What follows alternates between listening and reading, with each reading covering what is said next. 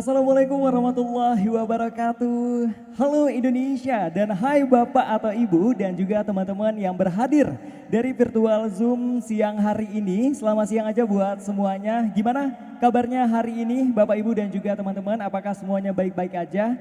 Dan weekendnya kira-kira gimana, apakah mengasihkan? Karena ini adalah minggu terakhir ya kita di bulan Ramadan 1444 Hijriah. Dan bertepatan ini adalah 25 Ramadan 1444 Hijriah. Jadi kalau misalnya cerita yang namanya weekend nih, sebelum kita nanti seru-seruan di weekend kali ini, pasti banyak momen-momen yang pernah terjadi di antara weekendnya Anda semuanya, aku yakin. Dan kali ini kalau misalnya weekendnya terasa nggak mengasihkan, tenang aja, enjoy karena hari ini sampai dengan jam 15 waktu Indonesia Barat nanti kita bakalan belajar, kita bakalan asik-asikan dan kita bakalan diskusi bareng di Seminar Bakti, Seminar Merajut Nusantara, konten kreator dan industri kreatif di Indonesia. Nah, untuk acara ini terselenggara berkat kerjasama Bakti Kominfo dan juga DPR RI. Oke, aku mau say hello dulu nih buat teman-teman yang udah tergabung dari virtual Zoom. Ini aku yakin dari Sumatera Utara, ada dari beberapa kota yang ikutan hadir. Terkhusus buat mahasiswa yang hari ini udah tergabung dalam Seminar Merajut Nusantara dengan topik konten kreator dan industri kreatif Indonesia. Nanti bakalan ada 3 narasumber yang bakalan mengisi weekendnya kamu semuanya. Tapi sebelum kita mulai, ada beberapa peraturan yang harus kamu ikuti ketika kamu bergabung di virtual Zoom pada siang hari ini. Nah, untuk yang pertama, buat teman-teman yang udah tergabung dalam virtual Zoom, nama akun Zoom harus sama dengan nama pendaftaran. Nah, misalnya aja nama teman-teman itu Arguanda pribadi, jadi harus nama Zoom-nya itu sesuai dengan nama asli dari teman-teman ketika melakukan pendaftaran. Nah, kan misalnya ada nih ketika melakukan pendaftaran Zoom, itu namanya tercantum dengan nama HP, misalnya Arguanda_Oppo Nini. Nah, jadi yang namanya masih belum nama asli, ini mohon diubah dulu teman-teman biar ntar panitia bisa melakukan absensi ulang ketika teman-teman berhadir pada siang hari ini. Nah, untuk yang rules kedua, ini selama proses webinar wajib mengaktifkan kamera. Nah, jadi weekend kali ini kalau udah terasa lemes di siang hari ini, ayo bangkitkan semangat teman-teman, kita bakalan seru-seruan bareng. Jadi paling enak kalau walaupun dari virtual kita bisa langsung melihat wajah teman-teman yang lagi pada berpuasa siang hari ini. Dan buat teman-teman juga aktifkan kamera sekarang juga karena nanti panitia akan menilai absensi teman-teman dari keaktifkan kamera teman-teman. Nah, yang ketiga, ini mohon bersikap rapi ketika webinar berlangsung. Nah, jadi jangan ada yang lagi tidur atau mungkin ketika webinar memakai baju yang tidak sopan. Nah, jadi harus diperhatikan untuk sebelum memulai webinar Seminar Merajut Nusantara pada siang hari ini.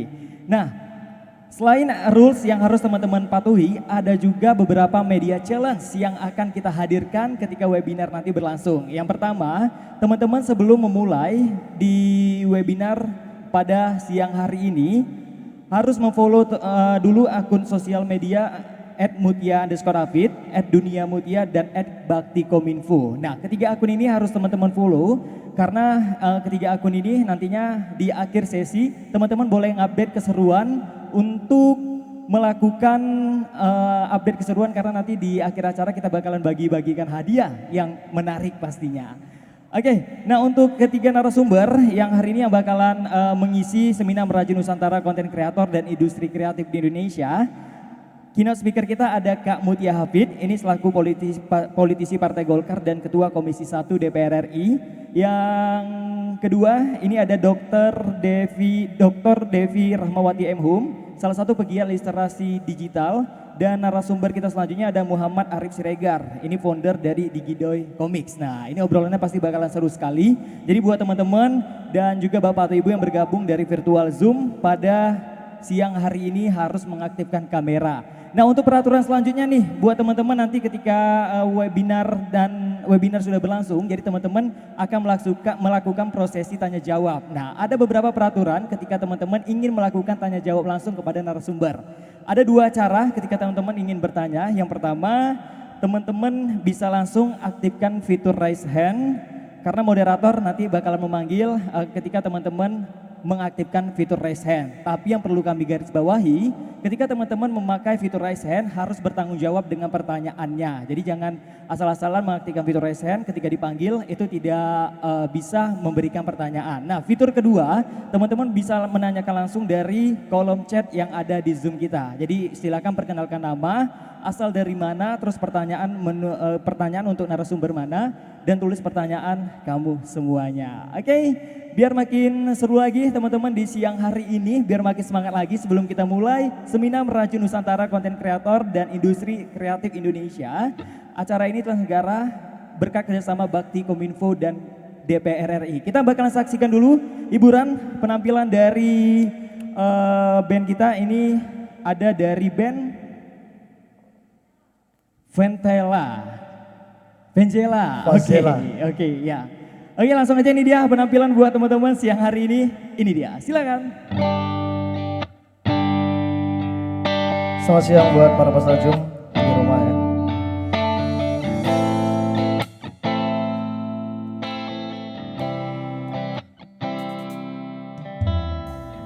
Dari kejauhan tergambar cerita tentang kita, terpisah jarak dan waktu.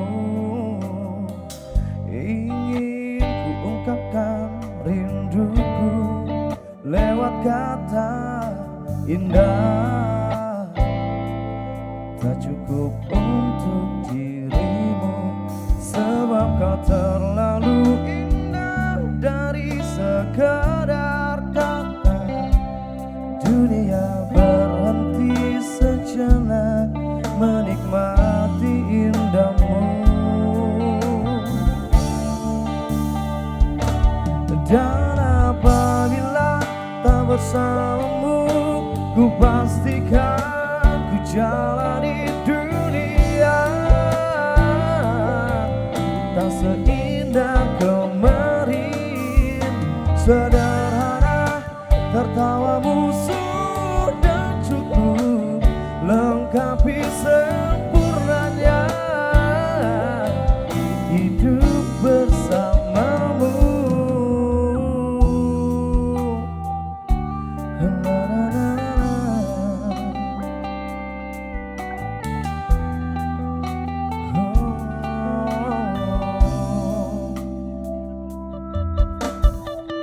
Jika hariku lalui tanpa hawamu, percuma senyumku dengan dia.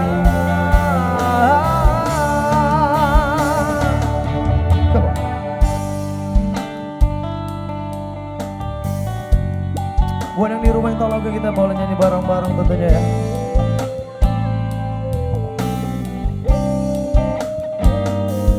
Dan apabila tak bersamamu, ku pastikan ku jalani dunia tak seindah kemarin.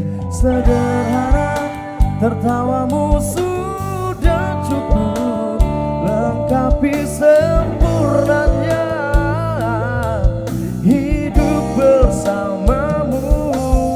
Apabila tak bersamamu, ku pastikan ku jalani dunia tak seindah kemarin. Sederhana tertawamu sudah cukup lengkapi sempurnanya hidup bersamamu.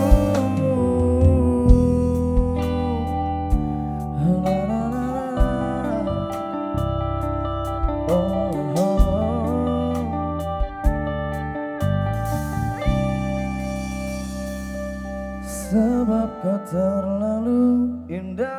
Dari sekedar kata dunia berhenti sejenak menikmati indahmu. Beri tepuk tangan yang meriah dari virtual Zoom untuk Vengela Band, dan Vengela Band nanti akan kami hadirkan terus sampai acara webinar hari ini selesai.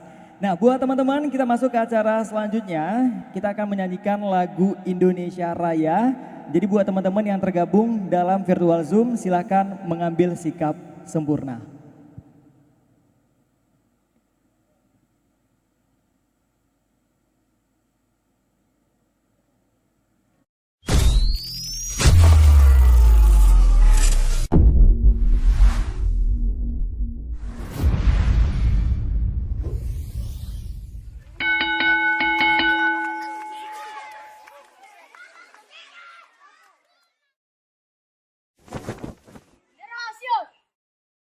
Bendera merah putih, semangat, gerak.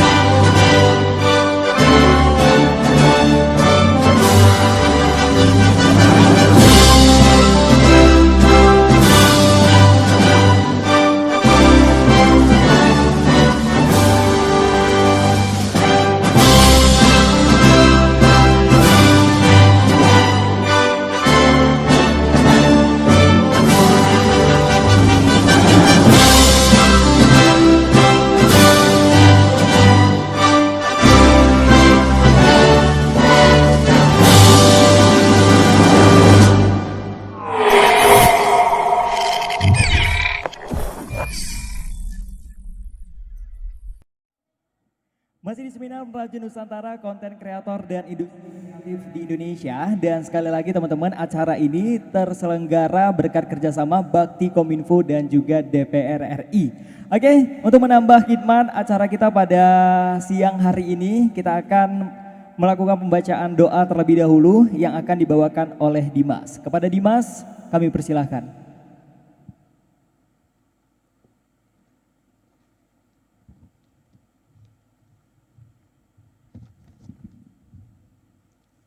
Assalamualaikum warahmatullahi wabarakatuh. Selamat sore dan salam sejahtera bagi kita semua. Baiklah, untuk memulai acara kita pada hari ini, marilah kita berdoa sejenak memohon ridha Allah Subhanahu wa taala yang Maha Esa agar kegiatan kita pada hari ini diberikan kemudahan dan kelancaran. Izinkan saya memohon memimpin doa dengan cara Islam kepada peserta yang beragama dan berkeyakinan lain. Silakan untuk menyesuaikan dengan keyakinannya masing-masing. A'udzubillahi minasyaitonirrajim. Bismillahirrahmanirrahim. Alhamdulillahirabbil alamin. Assalatu wassalamu ala asrofil anbiya'i wal mursalin wa ala alihi wa sahbihi ajmain. Allahumma ya Rabb Tuhan semesta alam, hanya kepadamulah kami menyembah, hanya kepadamulah kami meminta.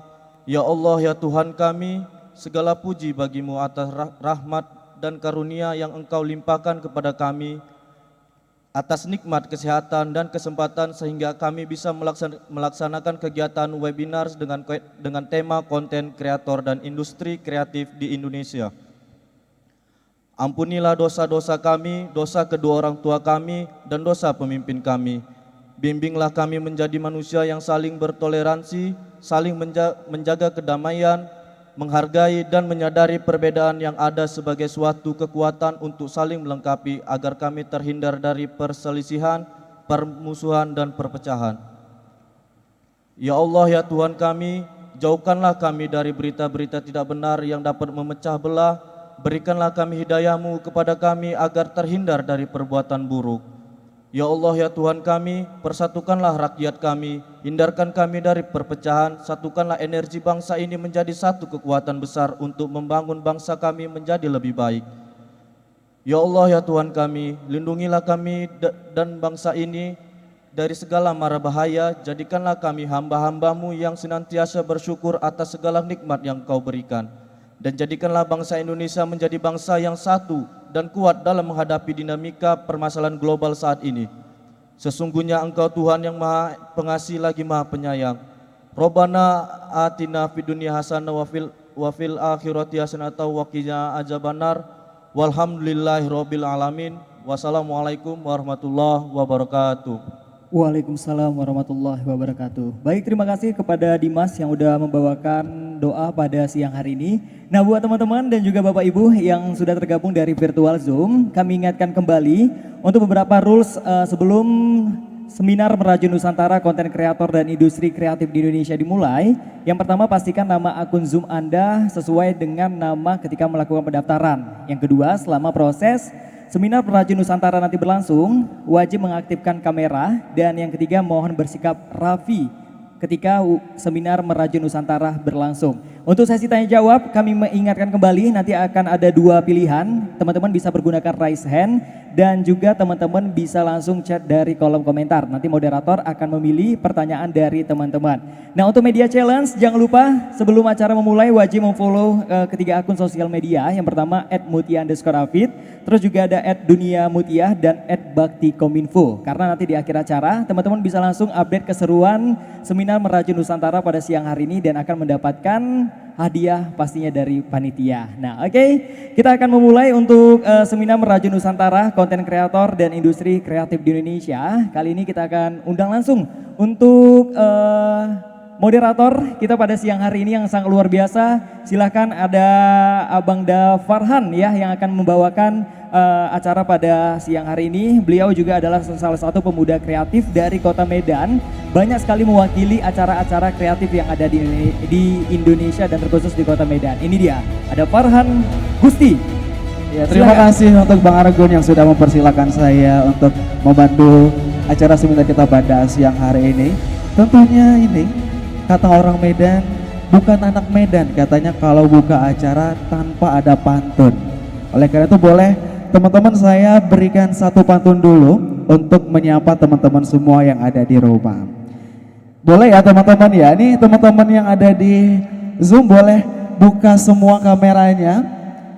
Ayo, yang masih nonaktifkan kameranya mungkin boleh dibuka sebentar. Nah, itu yang gelap-gelapan siapa tuh? Jangan gelap-gelapan dong. Ayo, dibuka kameranya. Iya, untuk mengawali acara kita pada siang hari ini, saya akan memberikan satu pantun. Jalan-jalan ke kota Garut. Cakepnya mana nih teman-teman nih? Dibuka dong soundnya. Mic-nya boleh dibuka juga. Ayo, biar kita juga lebih saling ngobrol ya teman-teman yang ada di sana ya. Kita ulangi. Jalan-jalan ke kota Garut. Jangan lupa membeli stroberi. Selamat datang mahasiswa-mahasiswi Sumut dalam acara seminar bakti Kominfo dan DPR RI. Iya, tentunya selamat datang untuk teman-teman mahasiswa-mahasiswi Sumut yang sudah bergabung bersama kita di sini. Sebelum kita memulai rangkaian acara seminar kita pada hari ini, mungkin saya boleh menyapa beberapa teman-teman yang sudah gabung bersama kita. Iya, mungkin teman-teman boleh dong aktifkan mic-nya. Saya ingin tahu selain dari Medan, Binjai, dan Deli Serdang, teman-teman asalnya dari mana nih yang paling jauh? Mungkin boleh dibuka aja mic-nya langsung, saya ingin berkenalan teman-teman semuanya. Ada yang dari Tanjung Balai enggak? Ada? Ada ya teman-teman. Jangan malu-malu kalau mau dibuka mic-nya, buka aja. Asalkan jangan yang lain-lain dibuka ya. Selain dari Medan, Binjai, dan Deli Serdang, ada dari mana aja teman-teman? Ada yang dari Sergai. Ada yang dari mana lagi? Mungkin ini Bang Randy, boleh dong dibuka mic-nya Bang Randy. Dari mana Pak? Madura ya, Jawa Timur sangat jauh. Jauh sekali ya. Bang Randy dari mana Bang Randy kalau boleh tahu Bang Randy? Randy Prastia. Ayo Bang Randy boleh dong dibuka mic-nya. Kita kenalan dulu. Bang Randy dari mana Bang? Mic-nya masih mati Bang. Iya, udah kedengaran suaranya ya. Dari mana Bang Randy kalau boleh tahu? Iya dari Spiongot mungkin ya, jadi sinyalnya masih kurang. Oke teman-teman semuanya hari ini sangat spesial tentunya. Seperti tadi yang dibilang oleh pembawa acara kita Bang Argun bahwasanya hari ini adalah weekend terakhir kita di bulan suci Ramadan. Mungkin bagi teman-teman yang masih sering buka bersama di luar ya sekarang ini udah agak dikurangin lah. Lebih banyak-banyak ibadahnya. Karena kita sudah memasuki penghujung Ramadan dan alangkah lebih baiknya kita lebih mendekatkan diri kepada Allah Subhanahu wa taala. Luar biasa sekali. Baik teman-teman, seperti tadi yang dikatakan oleh Bang Argun bahwasanya hari ini ada 3 narasumber, ada 3 sosok yang sangat luar biasa yang akan menemani teman-teman semuanya. Tapi untuk kesempatan kali ini saya akan memanggilkan 2 narasumber terlebih dahulu. Karena konon katanya save the best for the last. Iya, kita simpan dulu 1 narasumber yang akan memberikan topik yang sangat luar biasa di penghujung nantinya. Oleh karena itu langsung saja mungkin kita boleh menyapa salah satu narasumber kita terlebih dahulu, sosok wanita cantik muda yang punya banyak karya yang tentunya bisa bermanfaat untuk banyak orang. Inilah dia Ibu Devi Rahmawati. Mungkin Bu Devi boleh say hello dulu dengan teman-teman kita yang sudah bergabung bersama kita di sini, Bu.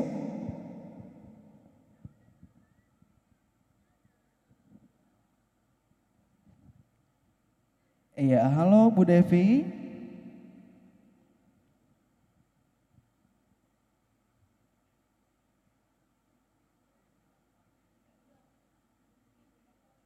Oke, mungkin sebentar lagi kira-kira Bu Devi akan bergabung bersama kita di sini ya teman-teman ya. Dan setelah Bu Devi, kita akan memanggilkan 1 narasumber yang akan menemani saya di depan di sini. Ya, saya pastinya nggak mau sendirian dong di sini ya teman-teman ya. Saya ingin punya teman ngobrol secara langsung.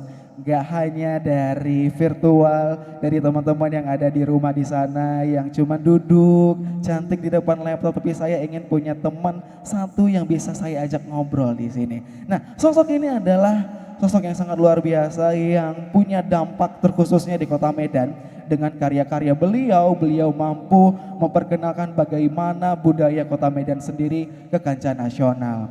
Siapa lagi kalau bukan Bang Arif Siregar.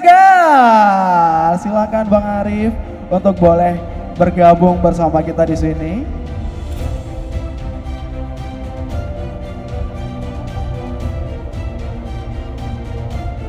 Ya Bang Arif boleh pilih mau di sudut atau di tengah kira-kira Bang Arif?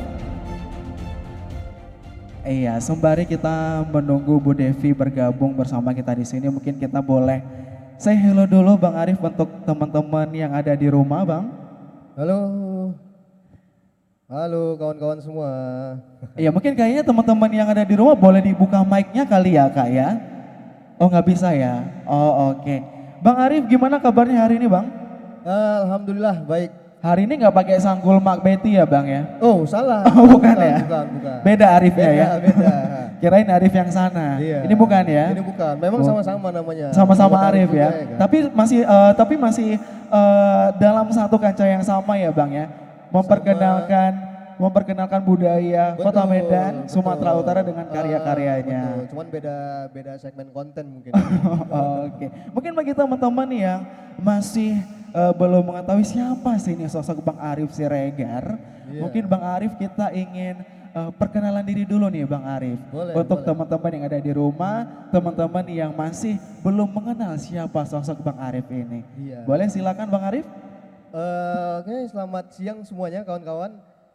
Perkenalkan mungkin nama aku M. Arif Siregar. Nah kebetulan aja nih konten kreatornya di Gidoi Comics. Jadi saya mungkin lebih ke foundernya lah yang ngebangun di Gidoi ini dari pertama kali gitu. Nah di tahun berapa ya? Di tahun 2014 kemarin. kita bangun di Gidoy ini. Oke nih teman-teman, yang tadi sudah disampaikan Bang Arif bahwasanya Bang Muhammad Arif Siregar ini adalah sosok founder dari Betul. Digidoy Komik yang sudah berdiri sejak tahun 2014 ya Bang ya. 2014. Berarti kurang lebih selama 7 atau 8 tahun ya Bang ya. Udah 9 tahun. 9 tahun, Nah. sudah 9. Itu kalau ibaratkan anaknya udah masuk SD kelas 3 kali ya Udah Bang. ya? masuk SD kelas 3 dia. Sudah masuk ke kelas 3. Oke, Bang Arif, semenjak apa sih latar belakang untuk Bang Arif menciptakan sosok Digidoy ini sendiri? Tapi sebelum itu Bang Arif, boleh dong sedikit spill nih, Digidoy ini sebenarnya apa Bang? Apakah nama makanan atau nama apa nih? Kita masih belum tahu nih Digidoy ini apa Bang Arif. Oke, mungkin kita langsung ke ini aja kali ya Bang ya. Ini ada beberapa paparan saya dari Digidoy. Mungkin dari sini nanti kita bisa lihat nih apa tuh Digidoy gitu kan. Oke, ini Nah, ada icon ya Bang ya, ada iya, icon dari Kota jadi Medan dan karakternya ada ini siapa hal ini ada 4 karakter apa ya ada kalau bilang ya kartun-kartun kayak gini kok ada di Medan ini kayak gini ya kan. Iya, mungkin bagi teman-teman anak-anak Medan ya, aku kasih info sedikit bagi teman-teman yang ada di Medan. Kalau teman-teman sering lewati jalan Pegadaian, Nah ya kalau di Medan jalan sekarang itu. tengah-tengah kota Medan ya Bang, ya, Jalan Abang Merdeka. Baru-baru tuh di lapangan Merdeka tuh. Itu ada gambar-gambar yang bagus-bagus, yang unik-unik itu kira-kira siapa yang buat ya Bang ya? Nah kalau itu kan dia lebih ke mural ya, lebih ke mural. Nah di situ juga kita ada salah satu mural komik juga ada tuh dari Digidoy juga nampilin situ. Nah kalau itu sebenarnya kawan-kawan artisan seniman mural yang ada di Kota Medan tuh kita ajak buat pergerakan untuk apa ya mendukung revitalisasi. Cuman kan itu kan sengnya kalau dibiarin kayak gitu kan jelek Sayang ya, Bang, ya. jelek. Jadi kita coba buat pergerakan. Kenapa nggak kita cantiin dengan mural-mural gitu kan? Walaupun cuman sampai 2024 mungkin selesai kan, tapi kan orang bisa ngelihat gitu bahwasanya di Medan tuh sebenarnya ada loh orang-orang kreatif gitu. Luar biasa sekali. Boleh teman-teman tepuk tangan virtual dulu dong dari teman-teman semuanya. Balik ke pertanyaan tadi Bang, ini kan kita lihat di layar ada 3 anak laki-laki yang di belakangnya ada Masjid Raya, Iya. Menara Tirtanadi. Balik dulu Bang. Ada Menara Tirtanadi, ada Guru Platimpus itu ya Bang ya. Iya, ini Ada Kesultanan Delhi juga. Dan ada satu icon yang di depan, apa nih Bang? Ini orang bukan, makanan bukan, atau apa ini ya kira-kira ya? Mungkin Bang Ari boleh sedikit jelaskan ke kita semua Bang?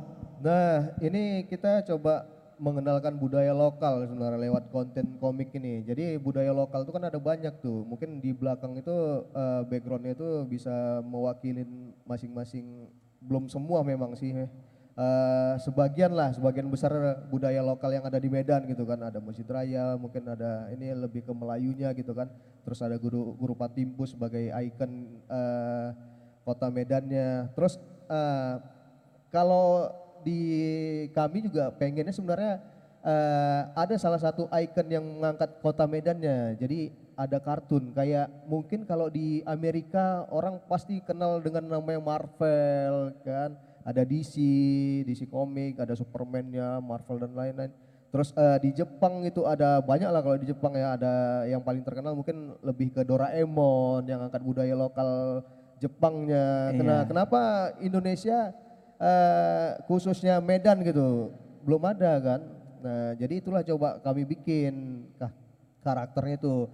Jadi itu karakter harus ada nih karakter macam Doraemon tuh kan. Doraemon. Dari planet mana gitu dia kan. Nah ini Oke. si Digi namanya. Ini karakternya Digi. Digi ini bentuknya apa nih Bang? Bentuknya- Nih yang aku lihat ini kayak telur yang dibilang pecah enggak, dibilang masih utuh enggak. Apa nih Bang Betul. sebenarnya? Nah dia itu lebih ke memang kita bikin karakternya ini misterius gitu kan. Jadi karakter misterius kenapa telur? Mungkin kalau filosofinya mungkin awal dari kehidupan. Iya. Awal dari kehidupan itu telur atau ayam dulu nih? Aduh, pertanyaan berat nih kayaknya ya. Gak ada ayam, kalau gak ada telur duluan. Betul. Tapi ayam melahirkan apa nih? Nah, Masih itulah. bingung nih ya. Bingung kita kan. Nah, terus ada prokem-prokem Medan lah kalau misalnya ngejek telur lah kau kan gitu. Jadi inilah CDJ ini kita bikin, kita mau mengenalkan Medan ini sama siapa. Nah harus ada satu karakter yang benar-benar nggak tahu tentang Medan gitu. Nah CDJ ini datang dari planet, entah apalah namanya kita buat ya kan, dari planet mana, datang ke Medan ketemu sama teman-teman 3 orang ini. Pertama itu ketemu sama Doi. Sama Doi yang mana nih Bang? Doi itu yang baju warna hijau. Oh Doi baju yang warna hijau ya, rambutnya gak kriwil-kriwil ya? Iya rambutnya kriwil-kriwil gitu kan. Nah dia tuh seorang mahasiswa sebenarnya si Doi ini. Seorang mahasiswa terus jalan-jalan waktu ketemulah ada namanya Coki. Nah Coki ini malah lebih terkenalnya di Gido ini malah si Cokinya ini. Kenapa tuh Bang? Karena dia presenter mungkin ya? Oh Presenter Coki Citohang itu, atau yang baru Bukan dari penjara. Oh bukan. Nah Coki ini biar keren aja sebenarnya namanya Coki gitu kan. Kalau di kampung mungkin dia dipanggilnya Uco. Nah jadi dia ke Medan agak lebih keren lah sedikit ya kan. Oh dari Nah, Uco ke Coki ya? Kita bikin namanya si Coki. Iya. Biar gak malu kali kalau dipanggil Biar gak malu Uco, kali. Uco. Rupanya Coki ya kan, bukan Uco. Betul. Nah itulah kita bikin namanya Coki. Coki. Terus yang betul Medan kali, yang tingkah lakunya Medan kali itu malah si Coki ini. Yang selengean lah, yang suka ngolah lah. Waduh. Oh pintar ya. Medan kota pintar kan. Harus Nah, dong. pintar ngolah lah atau apalah itu si Coki ini Pandai lah. otaknya ya? Iya. Terus ada satu orang yang benar-benar jadi istilahnya apa ya, investornya kawan-kawan inilah. Oh berarti dia anak orang kaya ya? Anak orang kaya. Biasa tuh kayak gitu ya Bang ya? Orang parlente itu si Bang Dev namanya. Namanya Bang Den. Iya. Dari karakter 4 ini nih Bang. Oh berarti di Gido ini diambil dari nama tokohnya ya Iya, Bang ya? dari nama tokohnya. Ada Digi, ada Doi temennya yang baju hijau, itu nama tokoh utamanya. Dan Iya. 2 teman lainnya gitu ya. Oke, tapi di antara berempat ini ya Bang ya, karakter mana yang mungkin paling sulit? Bukan sulit sih, maksudnya yang mana karakter yang mungkin diciptakan yang agak-agak sedikit rumit gitu Bang. Karena ini harus begini itu yang mana Bang? Nah sebenarnya karakter yang agak rumit itu sebenarnya karakter si Coki-nya ini sebenarnya. Jadi si Coki ini kita kemarin milih karakternya itu ya kan. Kita kalau mau bikin karakter itu supaya bisa terkenal nih, kalau enggak ganteng kali, cantik kali, harus jelek kali ya. Nggak bisa tengah-tengah ya Bang ya? Iya, jadi si Coki ini kita bikin lah yang jelek kalinya. Jadi perawaannya petak-petak gitu mukanya, tapi tetap ada apa ya, ornamen-ornamen yang khas dengan Sumatera Utara lah gitu. Itu ikat kepalanya itu kita ambil dari kayak si gali-gali gitu. Sortali gitu ya Bang ya? Oke, mungkin teman-teman yang ada namanya Coki jangan tersinggung ya teman-teman ya. Ini hanya sekedar konten ya Bang ya? Oke, baik lagi ke pertanyaan tadi nih. Boleh next Bang? Di next kan aja cepet gak apa-apa Bang. Oke, kalau gitu langsung saja saya persilakan untuk Bang Arif untuk boleh menjelaskan terkait dengan Digidoy ataupun hal lainnya yang ingin disampaikan untuk teman-teman mahasiswa Sumut yang sudah bergabung bersama kita di sini Bang. Silakan Bang Arif. Oke, nah ini perkenalan saya tadi kan. Nah next aja Bang. Nah sebenarnya base saya itu lebih ke desain grafis sebenarnya Bang. Jadi untuk bikin konten komik ini ada timnya jadi saya coba ngajak kolaborasi bareng sama teman lah, nyari orang yang bisa komik lah. Jadi kita bikin konten itu memang nggak bisa, ya bisa juga ada yang sendiri gitu kan. Tapi kalau bisa sih cari partner gitu supaya ide kita itu lebih dapat gitu kan. Jadi ada tektokan dengan partner kita gitu kan. Nah ini mungkin ada beberapa postingan di sosial media kita tahun 2014 kemarin. Next Bang. Nah inilah dia nih sapaan orang Medan ya kan. Woi kau. Ini mungkin kira orang berantem ya kan. Dikira orang betul-betul. Berantem. Mungkin bagi orang yang bukan orang Medan, dengar orang Medan ngomong sama temannya dikira masing-masing emosian ya Bang ya? Emosi, pasti ngelihat ini emosi ya kan.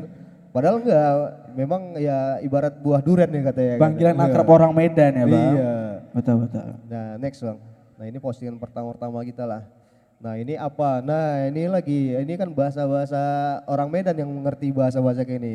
Cok, kau ambilkan apa itu gitu kan? Kau nggak usah apa kali kau Ah, di nggak usah sini apa kau. kali kok. Padahal tak apa ya kan. Nah kayak gitu-gitulah ini bikinnya. Next. Nah ini tahun 2014 itu cuman 331 yang like kita itu. Nah dari sini kita, nah kebetulan kemarin tuh belum belum bermain di sosial media Instagram ya. Iya, Nah, karena memang 2014 belum booming kayak belum. sekarang ya Bang ya. Instagram di 2015. kalau 2000 nggak iya salah. benar-benar Nah, 2015 baru booming iya. ya. Jadi kita cari platform gratis gitu kan. Jadi bikin konten tuh nggak usah cari platform-platform yang berbayar gitu kan. Karena meminimalisir budget juga kan untuk bikin konten. Jadi kemarin tuh kita manfaatin Facebook. Itu diapresiasi dengan 330 orang aja udah seneng kali gitu kan. Nah, terus next Bang. Nah, dari situ kita belajar lah untuk bikin apa sih pengenalan tentang apa sih sebenarnya di Gido ini gitu kan. Ya, jadi di Gido ini ada sebuah brand IP. Nah, IP itu apa? IP itu sebenarnya bahasa Inggrisnya mungkin intellectual property yang bahasa ini sekarang. Yang kalau bahasa Indonesianya itu hak kekayaan intelektual. Hak kekayaan intelektual itu apa ya? Konten yang keluar dari ide kita sendiri gitu. Jadi mungkin contohnya kayak lukisan, gambar, musik itu ada bagian dari IP gitu kan. Nah, tapi yang bisa dikomersialisasi. Jadi ada hak ekonomi dia. Jadi bukan sembarang ide yang nggak bisa nggak punya hak ekonominya gitu. Nah, itu kita berdiri sejak 2014 dengan karakter lokal Medan karena kita memang orang Medan ya kan. Jadi kita bikin ciri khasnya itu tentang Medan gitu. Jadi kita mencoba melestarikan budaya, tingkah lakunya orang Medan. Itu kan unik gitu. Medan ini kan unik gitu kan. Terus bahasa-bahasa gaulnya, program-program Medannya itulah dengan cara menghibur yang fresh gitu, yang zaman sekarang lah. Jadi kalau untuk cerita-cerita komiknya mungkin lebih ke slice of life lah, kehidupan sehari-hari kita di Medan. Jadi tagline kita itu kayak ginilah Medan. Jadi pengen ngasih tahu ke orang-orang luar lah bahwa saya kayak ginilah Medan yang sebenarnya gitu kan. Nah, next Bang. Nah inilah karakternya tadi Bang. Jadi kita udah bikinin tuh model-model karakternya itu seperti apa, bentuknya, cara gambarnya. Terus kita mencoba menghidupkan karakter ini gitu. Jadi kita bikin jati dirinya itu. Jadi si DJ ini makhluk asing, alien gitu kan. Terus dia dapat tugas sekolah dari planetnya untuk cari tahu tentang sejarah kota Medan gitu. Nah cuman ada perbedaan waktu sebenarnya. Jadi komiknya ini udah kita bikin, teman belum publish nih. Jadi spill aja. Jadi ada perbedaan waktu antara planetnya DJ ke bumi. Bumi gitu. ya. Jadi dia sebenarnya disuruh sama bapaknya nih. Maharaja di sana bukan. lah ya. Iya, ada tugas sekolah, Oke. Nah, bapaknya ini baru datang dari bumi. Ah. Nah, terus ada tugas sekolah untuk cari sejarah kota Medan. Nah, disuruhlah si DJ itu ke Medan, temuin guru Patimpus. Jadi bapak ini baru ketemu sama guru Patimpus. Datanglah si DJ ke Medan kan. Nah, setelah datang mau cari guru Patimpus, ketemu sama si Doi. Ya udah diajakin lah ketemu sama guru Patimpus. Nah, pas ketemu udah jadi patung nih guru Patimpusnya. Udah beda zaman Udah beda soalnya ya. zaman. Nah, jadi ternyata padahal bapak si DJ-nya ini udah baru datang nih kan, baru datang. Nah, ternyata ada perbedaan waktu antara planet dia sama bumi. Jadi mungkin 1 hari di bumi itu udah 100 tahun di planet dia. Makanya guru Patimus sudah jadi Udah patung ya jadi pas patung, si udah DJ datang ke mati, Medan ya. Nah, terus kenapa si DJ tetap di sini? Ya kan perbedaan waktunya ini kan nggak lama gitu kan. Apa istilahnya masih 1 hari di sana, 100 tahun di ini. Jadi udah tetap di Medan aja lah kau, ngapain kau pulang kata si Doi. Ya udah di Medan ya dia untuk mengenalkan kota Medannya sendiri gitu. Nah, next. Nah, ini si Doi-nya. Jadi karakternya itu mahasiswa, terus lebih apa sifatnya itu ceroboh, ada bajunya tuh huruf ada D gitulah gitu ya. Nah, next. Nah, ini si Coki. Nah, si Coki ini lebih ke anak kampung deh kan. Next. Uco yang dipanggil Coki ya Uco, Bang ya. yang dipanggil Coki. Keren ini juga Bang namanya. Dev tadi, Bang Dev. Itu orangnya yang suka dikerjain sama si Coki itu untuk dapatin duitnya itu si Bang Dev ini gitu. Nah, dia pakai kemeja. Nah, itu pakai kacamata kita biar kalau orang kaya di Medan tuh kalau enggak yang sipit pasti yang belum. Waduh. No Nah, comment kalau itu ya Bang ya. Iya, jadi kita buat tetap aja ada misteriusnya di sini. Waduh, Jadi waduh. orang biar aja nerka-nerka sendiri gitu. Nah, next. Nah, Medan. Nah, kenapa nih Medan nih? Apa nih Medan nih? Apa yang kalian pikirin lah tentang Medan tuh apa? Pasti pertama itu pasti Kasar. kasar, orang Medan kasar. Terus pasti kulinernya enak, terus jago nyanyi ya. Kalau jago nyanyi di mana-mana ya kan? Betul. Karena keritua di mana-mana nyanyi juga ya kan? Aktivitas sehari-hari itu Iya, ya Bang ya. terus multi etnis, suku agamanya, penduduknya lebih dari 2 juta jiwa. Nah ini ada apa kecemasan-kecemasan kita di kota Medan lah gitu kan. Nah apa semraut, terus geng motor lah atau ormas-ormas yang ini terus berantakan nih parkir sembarangan atau apa. Inilah apa istilah kalau kita bilang ngelihat kota Medan ini semraut lah itu pada zamannya. Nah, mungkin yang sekarang nggak tahu lah ya kan. Nah, Masih sih Bang sebenarnya Bang. masih ya. Masih ya. Nah, terus next.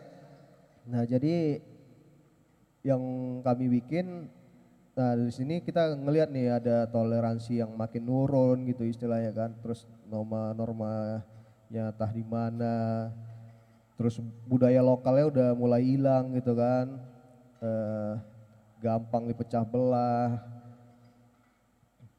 Nah, terus next. Nah, jadi itu ada masalah kan. Jadi kita kalau untuk bikin konten atau bikin bisnis industri gitu kan kita harus ngelihat dulu masalahnya apa, terus apa kita kasih solusinya Benar. kan itu sebenarnya. Based kan. on problem ya Bang Iya, ya. harus ada ini kalau enggak kita buat sesuatu itu bingung nih mau ngapain gitu kan. Nah, dari sini dari permasalahan-permasalahan ini kita lihat nih. Jadi di Gido itu coba jadi wadah pemersatu bangsa. Iya, kayak ini aja ya kan apa yang agak-agak konten-konten lain gitu gitu. Nah, tapi kita lebih ke konten komik jadi coba membangkitkan nasionalisme, menumbuhkan harapan lah, nostalgia. Nah, nostalgia ini kebanyakan di Gido itu lebih apa ya? Oh, ada kata-kata ini yang nggak pernah aku dengar lagi gitu. Jadi Contohnya apa itu Bang? Contohnya? contohnya mungkin apa nih? Cengkune gitu. Tahu banyak kali. Iya itu cengkune jarang itu. sih, udah jarang lagi ya. Nggak sur ya kan. Nggak sur main. Nggak sur. Nah tapi kita buat dengan karakter-karakter komik nih lah, dengan menghibur, dengan mengedukasi juga. Nah next Bang. Jadi apa yang udah kami buat, nah inilah konten-konten yang udah kami buat. Jadi ada beberapa konten komik, nah terus ada merchandisingnya. Jadi biar bisa dipakai orang kemana-mana, kita bikinkan juga merchandisingnya dengan tematik. Tetap konten-konten lokal itu dengan komik, dengan icon-icon medannya. Terus ada kita bikinkan animasi juga, walaupun nggak terlalu banyak nih, karena memang animasi ini memang butuh apa ya budget yang gede juga untuk bikin Pastinya. animasi kan. Terus nah di line stiker juga, jadi untuk percakapan itu udah pakai. Oh ada stikernya ya Bang ya? Jadi monetize-nya juga di situ nanti. Oh, oke. Jadi kita bikin kan ada beberapa karakternya dulu, udah kita upload di line stiker. Nah inilah contoh-contoh komik yang kami bikin. Nah ini bubur pedas, ini kan udah jarang nih di Medan kan, bubur pedas. Makanan khas Melayu ya Bang Makanan khas ya? Melayu. Nah ini biasanya ya tiap Ramadan ada lah, nggak Ada tahu di ya Masjid sekarang. Raya. Oh di Masjid Raya. Benar-benar. Nah ini London, salah satu-satunya London yang ada di Indonesia cuman ini lah. Lonsum ya? London Lonsum. Sumatera. Oke. Nah, terus nah ini dia suara keras. Kenapa nih kok orang Medan tuh suaranya keras-keras gitu kan? Ah. Nah, Cicoki lah bilang dari kampung dia kan. Jadi dari gunung ke gunung nih. Jadi mainnya dari Jauh gunung ke jaraknya gunung, ya. jauh. Betul betul. Jadi juga teriak-teriak dia ngomongnya kan. Udah banyak ya berarti karya-karya yang udah Heeh. diterbitin dari Diki Doi sendiri ya Iya. Bang ya. Nah ini ke bulan, cuman ada di Medan lah angkot bisa ke bulan ya kan. Ini kan contoh-contoh. Angkot 16 ini ya, bukan ya? Angkot 62 ke Tembung nih kayaknya nih. Iya. Mungkin kalau orang Tembung pasti tahu lah nih angkot kuning yang sering meresahkan warga Tembung dan sekitarnya nih ya. Iya. Oke.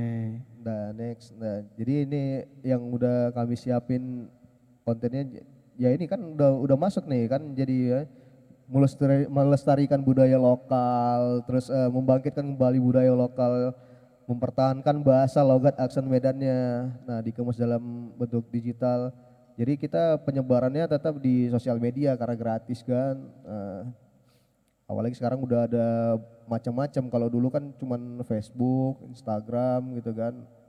Terus sekarang udah ada TikTok lah. Udah gampang sebenarnya orang mau bikin konten udah Banyak media yang sudah tersedia ya channel-channel, Bang iya. ya. Udah gampang lah. Nah ini juga nih ada permasalahannya. Kayak mana pula orang luar Medan yang bisa ngerti cerita komik ini. Nah ya kan, itu udah kita bikin juga. Jadi kita Oh coba ada kamus bikin. Medannya ya. Nah, ada kamus Medannya. Oh, Jadi biar pembaca juga ngerti istilah-istilah komik yang kita bikin gitu. Nah, terus bisa kita bikin isi audio di komiknya. Karena kan misalnya kalau baca komik itu kan, misalnya abang baca komik, dengan saya baca komik mungkin bisa aja nanti alurnya itu kayak baca biasa gitu kan. Benar. Nggak ngerti gitu ini ya, ini apa lah gitu. Nah, Cara bacanya pasti iya, berbeda ya Bang beda. ya. Betul-betul. Nah mungkin kita bisa bikinkan audionya. Nah salah satu itu bikin animasinya gitu kan. Next. Nah inilah nih bonga ya kan. Bonga. Ya ini Banyak kita kan, cakap ya. kita kan dari tadi membonga aja nih saudara. Ah, Nah ini mentiko. Ini kan bahasa-bahasa yang jarang lah. Mungkin Sekarang udah jarang lagi. Dulu sekolah-sekolah kayaknya sering kali kita Iya, dengar ini ya Bang. Yang iya. mentiko kali pun kau. eh, Banyak kali cakap kau. yang anak-anak kecil kan sekarang udah kena YouTube apa kan udah nggak itu lagi. Apa itu mentiko? Apa itu paham mentiko katanya kan? Benar-benar. Ini GT. Nah GT. bahasa GT kereta ya kan. Kereta, di sana Jakarta, motor ya. Di sana motor. Nih GT kan biasanya apa ya rakit-rakit itu juga ya kan bahasanya. Oke, Bang Arif, ini boleh dong kita sedikit membahas terkait dengan penerimaan award ataupun mungkin apresiasi yang sudah didapatkan dari Bang Arif dan teman-teman semuanya yang sudah mengembangkan Digido dari tahun 2014 sampai 2014, dengan ya. sekarang.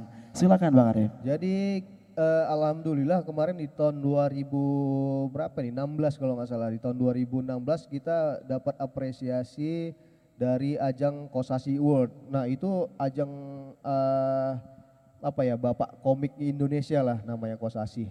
Jadi kemarin tuh kita submit komik online-nya lah gitu kan. Jadi skalanya itu nasional nih. Nah, alhamdulillah dari komik online, komik strip online kita menang komik strip online terbaik se-Indonesia. Terus ada ajang Katapel Backcraft kemarin tuh ada 50 besar kita masuk IP-nya. Terus nah itu kita challenge kan si Digidoy ini bisa masuk ke ranah fashion kan. Nah kita masukkanlah UKM Beli-Beli Big Tart Indonesia. Nah terus ada masa pandemi kita coba ikut-ikutin apa ajang-ajang UKM ekspor. Nah terus ada beli Kreatif Danau Toba. Nah kemarin juga ada dari apresiasi kreasi Indonesia.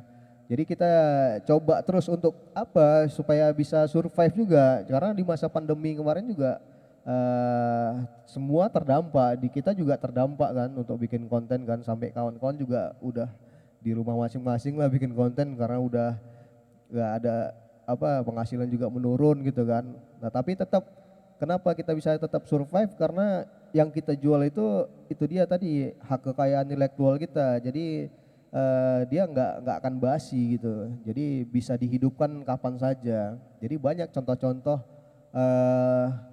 komik yang dari zaman dulu terus dijadiin film. Nah kayak sekarang itu ada Gundala, Gatot Kaca, Benar-benar. kan, Sri Asi, Sri itu kan Asi. itu komik-komik yang udah puluhan tahun yang lalu itu. Baru diangkat sekarang ya Bang. Diangkat Ya? sekarang. Nah, karena memang di industri Indonesia udah mulai paham tentang IP ini gitu. Karena memang walaupun terlambat tapi ya nggak ada masalah. Karena di luar negeri udah banyak itu yang bikin apa ya? Istilahnya ekonomi kreatif itu muncul dari IP-IP ini gitu. Nah, itulah kayak di Jakarta itu di apa? Di Amerika itu Marvel kan yang kita kenal, terus di Korea ada K-popnya, itu IP juga sebenarnya gitu kan. Nah, di Indonesia udah mulailah ada Tai Lalat lah, ada Shijuki gitu kan, ada lain-lain. Ada Sinopal juga ya. Sinopal dengan Yang sekarang lagi animasinya, happening ya. terus ada apa ya, Fernalta ya kan. Nah di Medan kenapa enggak? Jadi struggle juga kita di Medan juga harus berjuang juga lah gitu kan. Walaupun memang perjuangan di Medan itu dengan yang di Jakarta itu berbeda gitu kan. Karena memang di Jakarta mungkin ada akses untuk pendanaan atau investor yang tertarik dengan kita itu lebih cepat gitu daripada di Medan. Tapi ya tetap kalau saya pengennya ya kayak gini lah Medan istilahnya kan. Ya anak-anak Medan ada loh yang kreatif gitu dari betul-betul dari kota Medan gitu kan. Jadi nggak melulu harus bisa di Jakarta lah kita hidup, tapi di Medan juga bisa hidup dengan industri ini gitu. Nah next song. Nah ini pasti banyak nih yang nanya kan bikin-bikin konten terus dapat duitnya dari mana gitu kan. Karena kan banyak konten-konten kreator yang sekarang itu mungkin cari hidupnya dari mandi-mandi lumpur dari TikTok ya kan. Jangan bikin konten yang kayak gitulah yang lebih bagus lah mungkin kan. Nah ini kita monetisasinya itu ya jualan merchandise gitu kan. Jadi kolaborasi dengan produk-produk kaos gitu kan.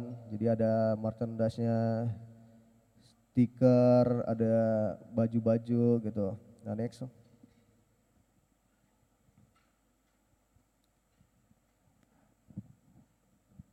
Next. Iyalah.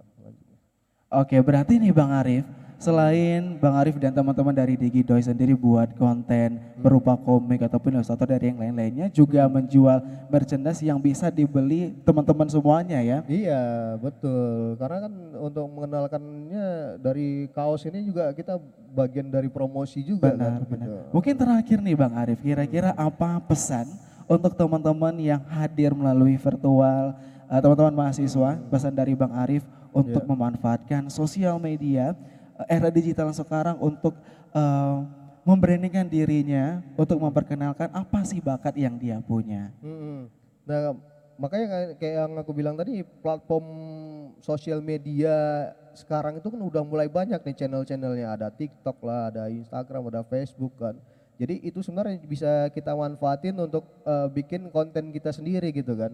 Jadi apa nih bakatnya kita, mau nyanyi, mau joget-joget gitu kan bisa di TikTok, mau nyanyi bisa upload di YouTube gitu. Yang tukang-tukang suka ngegambar atau bikin-bikin kreasi bisa bikinkan videonya terus upload di Instagram atau apa gitu. Nah, jualan aja di situ dulu, bikin kontennya di situ.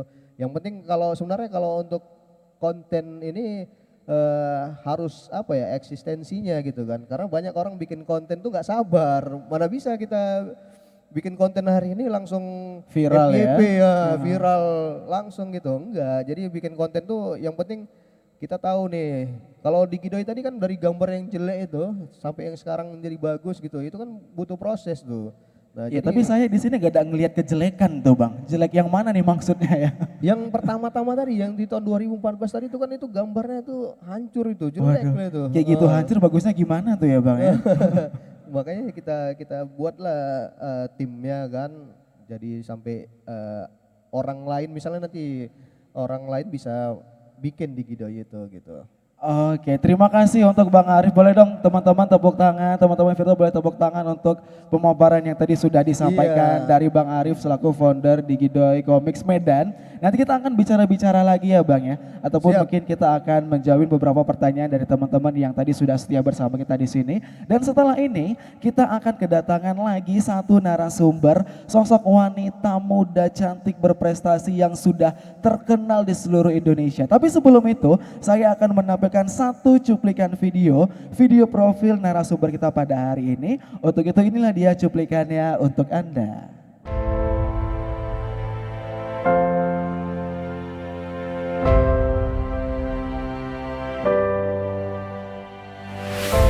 Perjalanan mantan jurnalis yang pernah disandra 168 jam di daerah konflik Irak menorehkan sebuah cerita.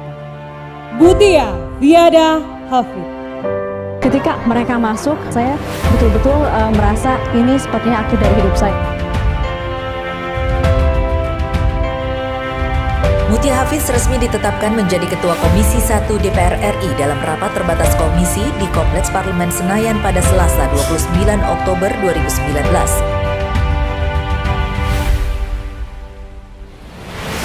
As a member of the People's Representative Council of the Republic of Indonesia,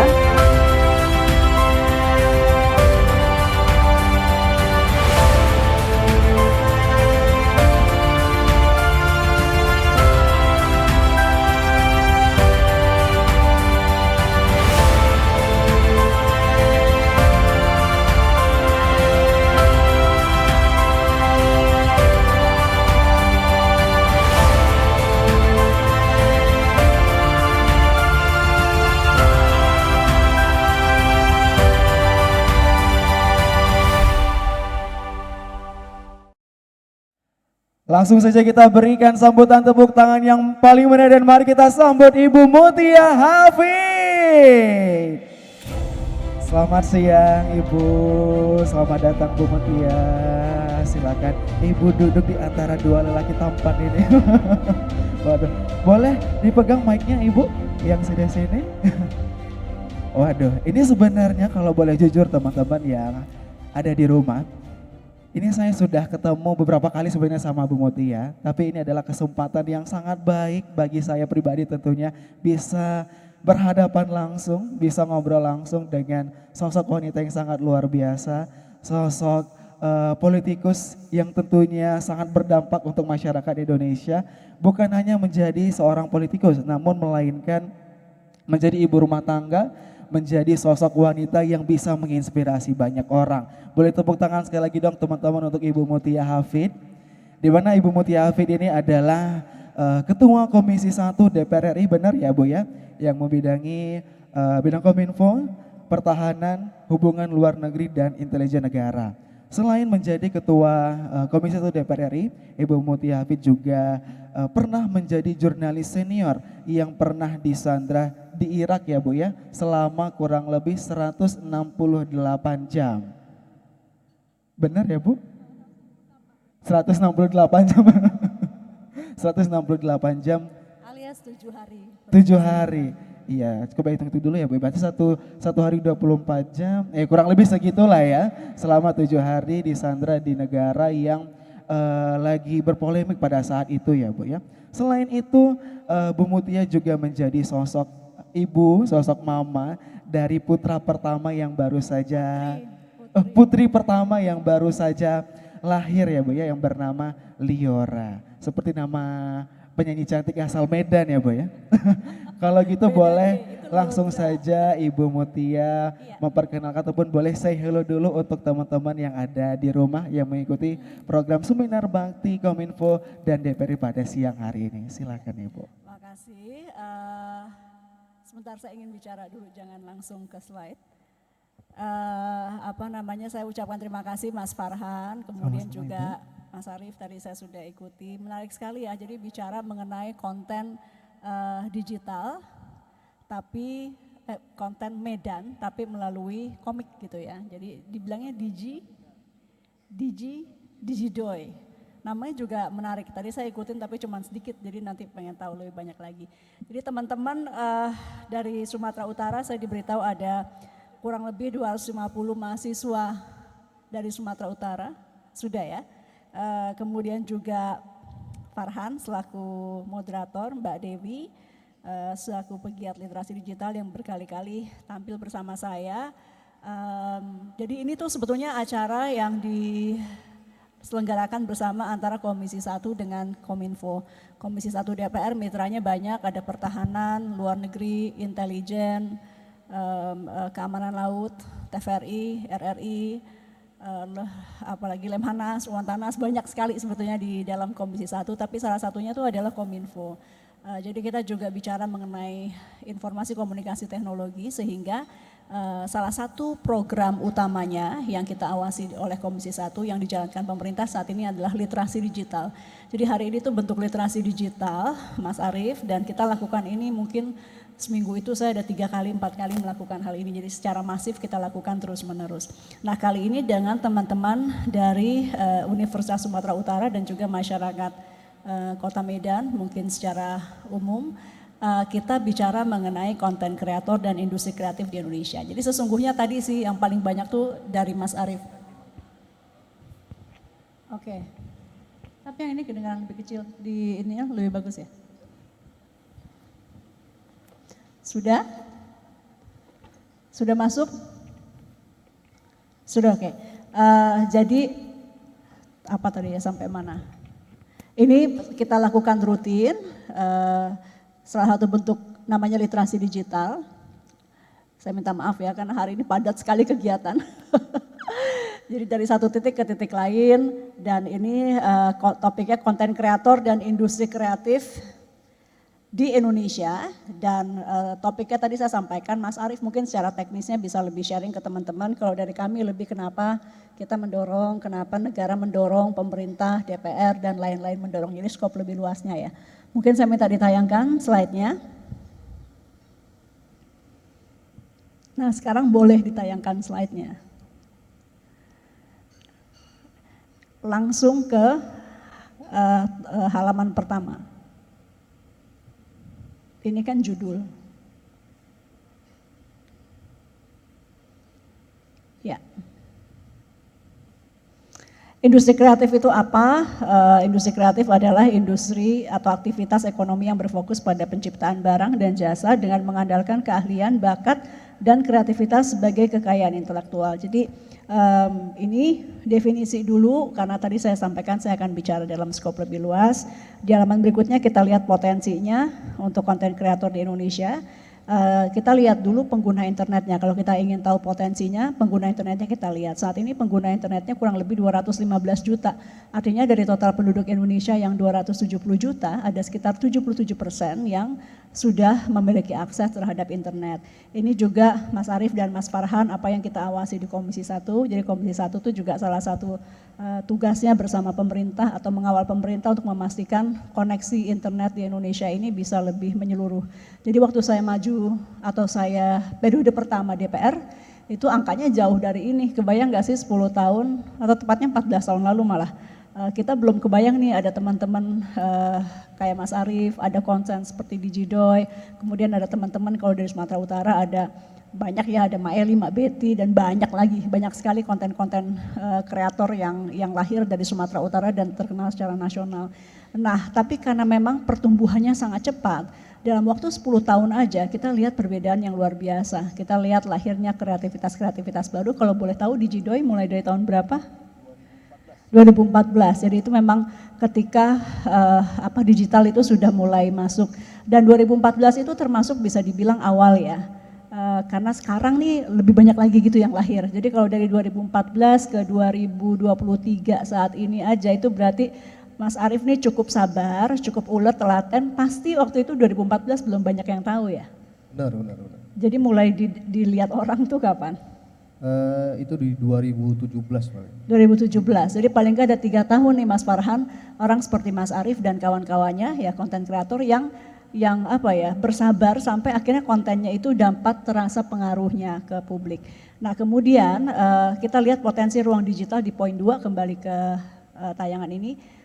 dimaksimalkan untuk hal-hal produktif. Jadi keinginan kita juga supaya ruang digital ini, kita kan tadi ada kurang lebih 215 juta pengguna internet. Nah rata-rata di Indonesia ini konsumen. Jadi teman-teman Universitas Sumatera Utara yang ikut di webinar ini kita harapkan juga bisa melahirkan konten-konten, tidak hanya menjadi pengguna atau pembaca atau pendengar konten-konten, apalagi kalau konten-kontennya hanya dari asing saja, kan sayang sekali. Tahu Bima kan, yang lagi rame dan viral dari Lampung, ada anak muda namanya Bima, dia menyuarakan tentang kotanya atau daerah asalnya di Lampung. Nah itu contoh menurut saya konten yang berani, yang ya kreatif juga gitu. Jadi saya tidak memprovokasi anak-anak muda kemudian terus membuat hal seperti itu kalau tidak didukung data yang bagus. Tapi selama datanya lengkap silahkan. Saya gabung jadi jurnalis tuh ya tahun 2000. Ketika itu saya gabung saya insinyur sebetulnya. Jadi saya lulusan insinyur dari manufacturing engineering dari Australia. Saya gabung jadi jurnalis karena ketika itu tidak ada ruang kita bersuara kecuali kita menjadi wartawan gitu. Nah sekarang ada sosial media di mana orang-orang tuh nggak harus bekerja sebagai wartawan, berprofesi sebagai wartawan, tapi juga bisa menyuarakan pendapatnya, opininya, pandangannya. Jadi teman-teman hidup di era yang yang berbeda, di era yang lebih bebas, bisa berekspresi, itu disyukuri dengan membuat konten-konten yang baik. Kalaupun tidak misalnya memprotes, misalnya cukup puas dengan Medan, teman-teman bisa. Jadi bentuknya nggak cuma protes gitu, teman-teman bisa mengisi ruang-ruang yang seperti tadi di Jidoy, memperkenalkan budaya atau kemudian mengajarkan ada yang suka mengenai kesenian, dia bisa mengajarkan kesenian, hal-hal yang sederhana tapi manfaat gitu. Jadi itu yang kita harapkan ruang digital ini diisi hal-hal seperti itu karena sekali lagi saya nggak tahu di sini ditulis apa enggak, cuman saya selalu nyampein bahwa orang Indonesia itu rata-rata menggunakan internet hampir 8 jam per hari. Bayangkan sepertiga waktu dalam satu hari 24 jam itu kita ada di internet. Makanya ruangnya juga harus bagus, harus nyaman, harus bersih, harus aman, harus menyenangkan juga ya. Jadi nggak juga cuman kontennya edukasi, semua nggak ada hiburan ya juga orang nggak menikmati itu. Jadi harus semuanya. Seperti kita menata rumah. Nah kita nih lagi ngajak semua, khususnya anak-anak muda sebagai pengguna internet terbesar di Indonesia untuk menata rumah digital kita bersama-sama. Kalau tidak sekarang nanti terlanjur terlambat ya, sekarang ini masih di tahap pembangunan awal sehingga kita tata dari awal. Ibaratnya rumah kalau udah penuh barang, udah susah tuh nanti kita menatanya, jadi kita tata dari sekarang. Nah kalau ini pendapatan konten kreator saya taruh di sini untuk menyemangati ya. Di Social Buzz itu disebut mencapai 50 miliar di tahun 2022 dan ini kan yang terdata, banyak sekali yang tidak terdata atau tidak terpantau oleh si Social Buzz ini sebagai surveyor gitu ya. Jadi saya yakin pendapatan kalau di total dari para konten kreator ini jauh dari angka ini gitu. Kita lanjut di halaman berikutnya untuk melihat industri kreatif dan ekonomi kreatif, ada 5 jenis subsektor, ini mungkin terlalu detail tapi saya sampaikan sedikit saja. Yang paling banyak tuh kuliner, fashion, kria atau kerajinan, industri aplikasi startup berbasis teknologi digital dan industri konten atau konten kreator. Jadi sebetulnya yang bicara budaya tuh belum banyak sih. Jadi saya salut dengan Mas Arief ya karena dia tuh si budaya ini bukan sesuatu yang kalau fashion kan orang cari tuh, kuliner juga orang tiap hari makan ya, jadi tiap hari tuh mereka lihat. Tapi kalau mau tahu tentang budaya tuh nggak semua orang, jadi dia sangat segmented, tapi juga bisa diperluas gitu dengan mengenalkan atau membiasakan orang juga cari tahu tentang budaya gitu. Jadi sekarang memang belum, tapi ke depan mungkin orang akan lebih berminat lagi untuk mencari tahu tentang budaya sehingga konten-konten seperti itu bagus, tapi ya memang kalau memang yang suka di fashion, banyak sekali tuh make up misalnya tuh ya, banyak sekali konten kreator make up, dari Sumatera Utara juga mungkin ada beberapa yang terkenal. Nah, ekonomi kreatif telah menjadi lokomotif kebangkitan ekonomi Indonesia dengan kontribusi 1.300 triliun rupiah atau 7,8% dari PDB Indonesia. Ekonomi kreatif Indonesia menduduki posisi ketiga terbesar di dunia di bawah Amerika Serikat dan Korea Selatan. Bayangkan, jadi kita tuh banyak sekali berada di peringkat yang enggak 3 besar, bahkan enggak 5 besar, enggak 10 besar ya.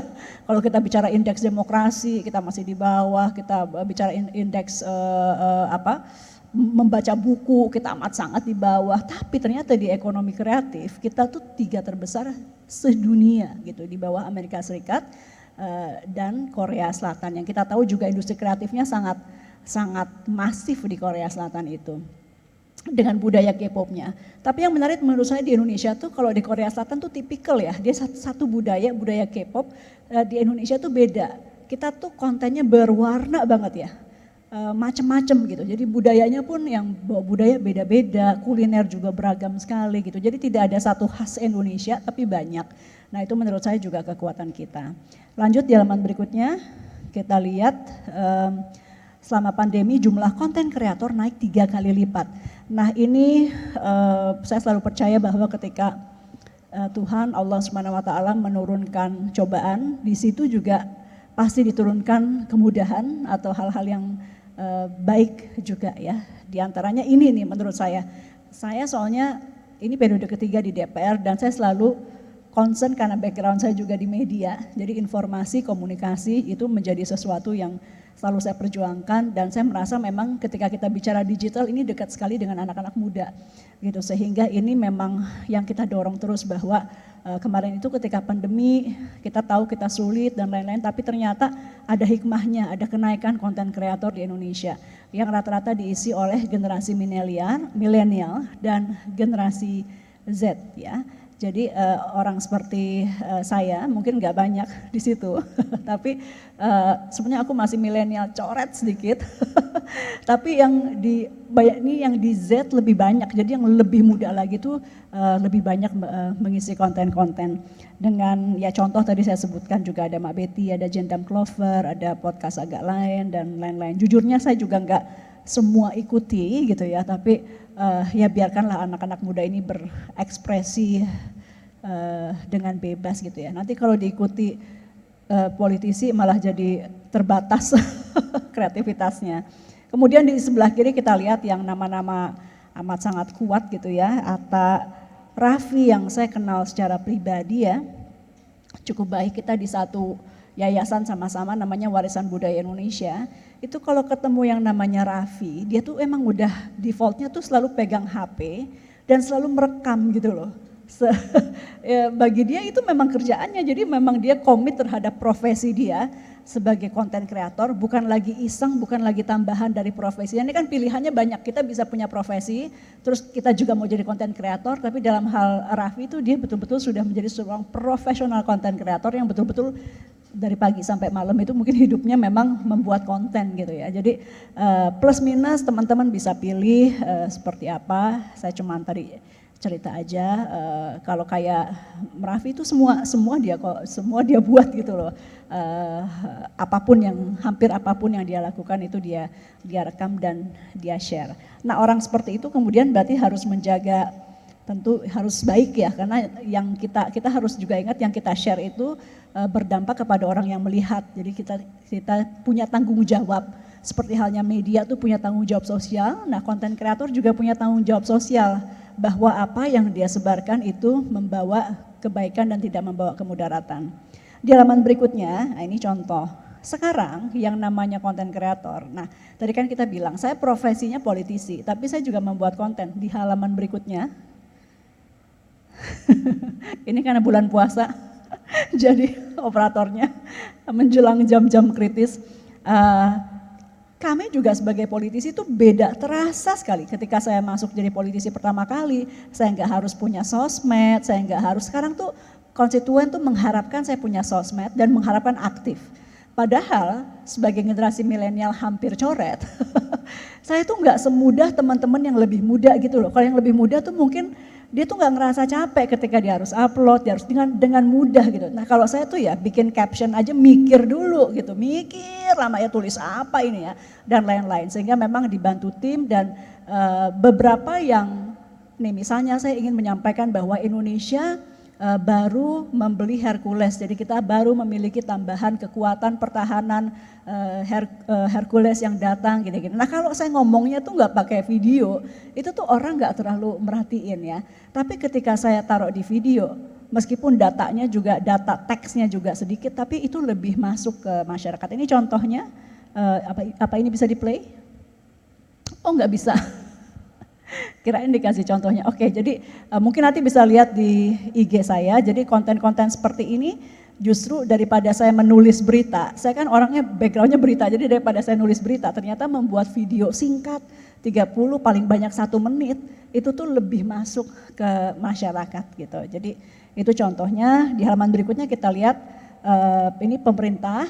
Jadi saya ingin menyampaikan bahwa ini tuh total nggak hanya DPR tapi pemerintah juga punya komitmen untuk mendorong optimalisasi pertumbuhan industri kreatif berbasis budaya Indonesia, memiliki kelebihan di pasar domestik yang menjadi peluang bagi anak-anak bangsa untuk dapat menampilkan konten kreatif hingga menjadi viral di dunia. Jadi kita harapkan nanti di Jidoy ini juga bisa, pengikutnya ada nggak dari mancanegara? Bisa di profiling kan ya? Bisa. Dari mancanegara banyak. Mungkin negara tetangga, tapi syukur-syukur nanti kalau karena sekarang juga kan ada yang translate-nya ya, jadi kalau orang mau tahu tentang Indonesia, tentang Medan, tentang budaya di Sumatera Utara itu juga bisa masuk ke situ. Nah harapan kita nanti kalau semakin kuat tentu ini juga menjadi etalase Indonesia ke mancanegara dan memang itu mungkin salah satu tujuannya ya. Udah seberapa berhasil menggrab pasar dari luar, maksudnya pengikutnya? Kalau dari luar memang belum banyak, tapi memang kalau di Jidoy mungkin skalanya lebih nasional. Jadi mengenalkan Sumatera Utara kepada nasional dulu ya. Oke. Nanti saya titip nanti juga paling nggak negara-negara tetangga di ASEAN ya, juga bisa gimana di Jidoy bisa mempenetrasi. Tapi pernah juga di Jidoy itu kolaborasi dengan AirAsia untuk mengenalkan budaya Asianya sebenarnya. Jadi istilahnya kita bikin ceritanya orang Indonesia, orang Medan itu jalan-jalan ke Asia, itu udah ada pernah kita bikin juga. Iya, yang tadi disebutkan Mas Arief, kolaborasi itu penting sekali itu memang. Jadi kolaborasi itu selalu menjadi kunci keberhasilan konten-konten kreatif saat ini. Karena bahkan sekelas misalnya yang besar-besar ya, Atta, Raffi itu selalu mereka melakukan kolaps gitu. Karena itulah ciri khas dari konten kreatif di era kekinian. Beda sekali zaman kami itu mungkin dulu tuh ya kita berkompetisi. Jadi diminta berkompetisi terus. Satu dengan lainnya tuh berkompetisi. Nah tapi kalau sekarang justru diarahkannya anak-anak Gen milenial, Gen Z ini adalah melakukan kolaborasi. Jadi bukan lawan tapi kawan gitu. Nah bagaimana tumbuhnya bersama, bukan tumbuh sendiri yang lainnya di bawahnya gitu. Ini salah satu ciri khas zaman yang menurut saya teman-teman perlu syukuri juga bahwa cara maju saat ini adalah bersama-sama, tidak berkompetisi satu dengan lainnya gitu. Nah, oke, itu sih mungkin yang halaman terakhir mungkin gak usah, nanti kita ngobrol-ngobrol lagi. Tapi teman-teman intinya itu kami titip sekali supaya konten-konten yang baik dan kreatif lahir lebih banyak lagi dari Sumatera Utara dan supaya banyak tokoh-tokoh kuat lagi dari Sumatera Utara yang muncul di publik. Dulu saya sampai dikenal nama Mutia Hafid, which is mungkin ibu-ibu sih yang lebih kenal ya, kalau yang muda-muda mungkin nggak nonton berita dulu. Tapi kalau sekarang saya menyapa ibu-ibu, alhamdulillah semua masih pada kenal. Tapi membentuk itu sama seperti Mas Arief itu nggak mudah. Saya 10 tahun di media, saya baru dikenal dengan baik mungkin di tahun di tahun ya setelah 6 tahun. Dan itu pun harus disandra di Irak dulu gitu loh, baru orang tuh pada ngeh. Jadi sebelum saya disandra orang tahu, tapi ya kadang-kadang ketukar-tukar, mana yang Mbak Najwa, mana yang Mbak Mutia, mana yang Mbak Vivi, itu mereka ketukar-tukar. Tapi ketika disandra di Irak, nah saya ingin sampaikan bahwa kadang kita dikenal juga menunggu momentum, ya enggak sih? Betul, iya. Nah momentum itu enggak muncul dengan aku mau nunggu momentum aja, enggak gitu. Jadi momentum itu dikasih atau diberikan atau biasanya datang setelah kita beribu-ribu, beratus-ratus kali coba. Konsistensi, terus kemudian momentum datang. Jadi nggak bisa orang bilang, dia terkenal cuman gara-gara ini. Enggak, karena si ininya itu enggak ujuk-ujuk datang, itu karena dia konsisten berapa lama, muncullah sebuah momentum. Jadi momentum itu juga harus diperjuangkan untuk datang. Jadi itu mungkin teman-teman jangan ragu kalau misalnya coba konten pertama nggak ada yang nonton, atau yang nonton cuman dirinya, pacarnya, keluarganya, toh lama-lama akan menyebar. Dan sedikit pun selama yang kita share memberikan hal-hal baik ya, itu kan juga tetap menciarkan kebaikan gitu. Terima kasih dari saya itu. Assalamualaikum warahmatullahi wabarakatuh. Waalaikumsalam warahmatullahi wabarakatuh. Terima kasih untuk Bu Mutia. Ya, tadi saya dapatkan bahwasanya industri kreatif yang saat ini banyak digeluti oleh kalangan muda, oleh Gen Z ya Bu ya. Kalau belum misalkan pada saat Ibu Mutia berproses selama menjadi jurnalis pada saat itu, yang tadi Ibu katakan selama 10 tahun Ibu Mutia menjadi jurnalis dan mulai terkenalnya itu setelah 5 sampai dengan 6 tahun. 6 tahun kemudian ya Bu, berarti itu semua adalah butuh kesabaran dan konsistensi yang tinggi untuk anak-anak muda bisa memperkenalkan produk ataupun menjadi konten kreator yang baik yang tentunya bisa bermanfaat untuk banyak orang. Tadi juga seperti yang tadi sudah disampaikan oleh Ibu Mutia di awal pembicaraan, bahwasanya konsen utama dari Kementerian Komunikasi dan Informasi Republik Indonesia adalah literasi digital. Dan pada saat ini, di tengah-tengah kita pada hari ini, kita punya salah satu narasumber lagi nih Bu Mutia, seorang penggiat digital literasi, ya ini Ibu Devi. Untuk itu boleh kita menyapa dulu Ibu Devi yang sudah hadir bersama kita di sini melalui virtual juga, karena memang jarak yang memisahkan antara kita dan Ibu Devi di sana. Halo Ibu Devi. Halo, ya halo Mas. Iya Ibu Devi, ini mana kelihatan Halo, wajahnya? sudah kedengaran suaranya? Suaranya sudah ini kedengaran Bu, handphone saya tapi satu lagi, wajahnya kalau boleh belum ditampilin. kelihatan di sini sama kita nih Bu Devi. Iya, di handphone saya yang satu lagi. Iya, di handphone yang satu lagi, mohon izin. Ini yang ditampilin yang satu lagi. Punten maaf. Oh ya, akun yang satu lagi. Halo? Iya, operator mungkin boleh dibantu. Di sini wajah Bu Devi belum kelihatan nih. Halo? Oke Bu Devi, suaranya sudah kedengaran Bu Devi, tapi wajahnya belum kelihatan jelas bareng kita di sini Bu Devi. Suara kita kedengaran baik di sana Bu Devi? Ya, terima kasih. Kedengeran banget. Ya. Oke, kalau gitu kami persilakan untuk Bu Devi untuk memaparkan materinya dengan kita semua. Silakan Bu Devi. Baik, baik. Sebelumnya izin saya menyampaikan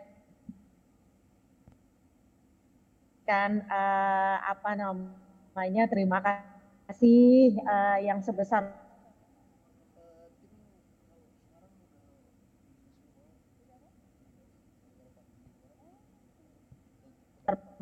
besarnya kepada teman-teman bakti dan DPR yang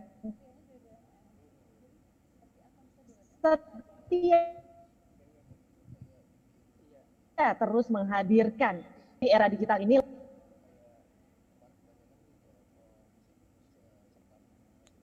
Ya, halo? Halo? Sudah terdengar lagi? Halo? Halo? Halo? Sudah terdengar? Cek. Iya, Bu Devi maaf Bu, ada sedikit kendala di sini.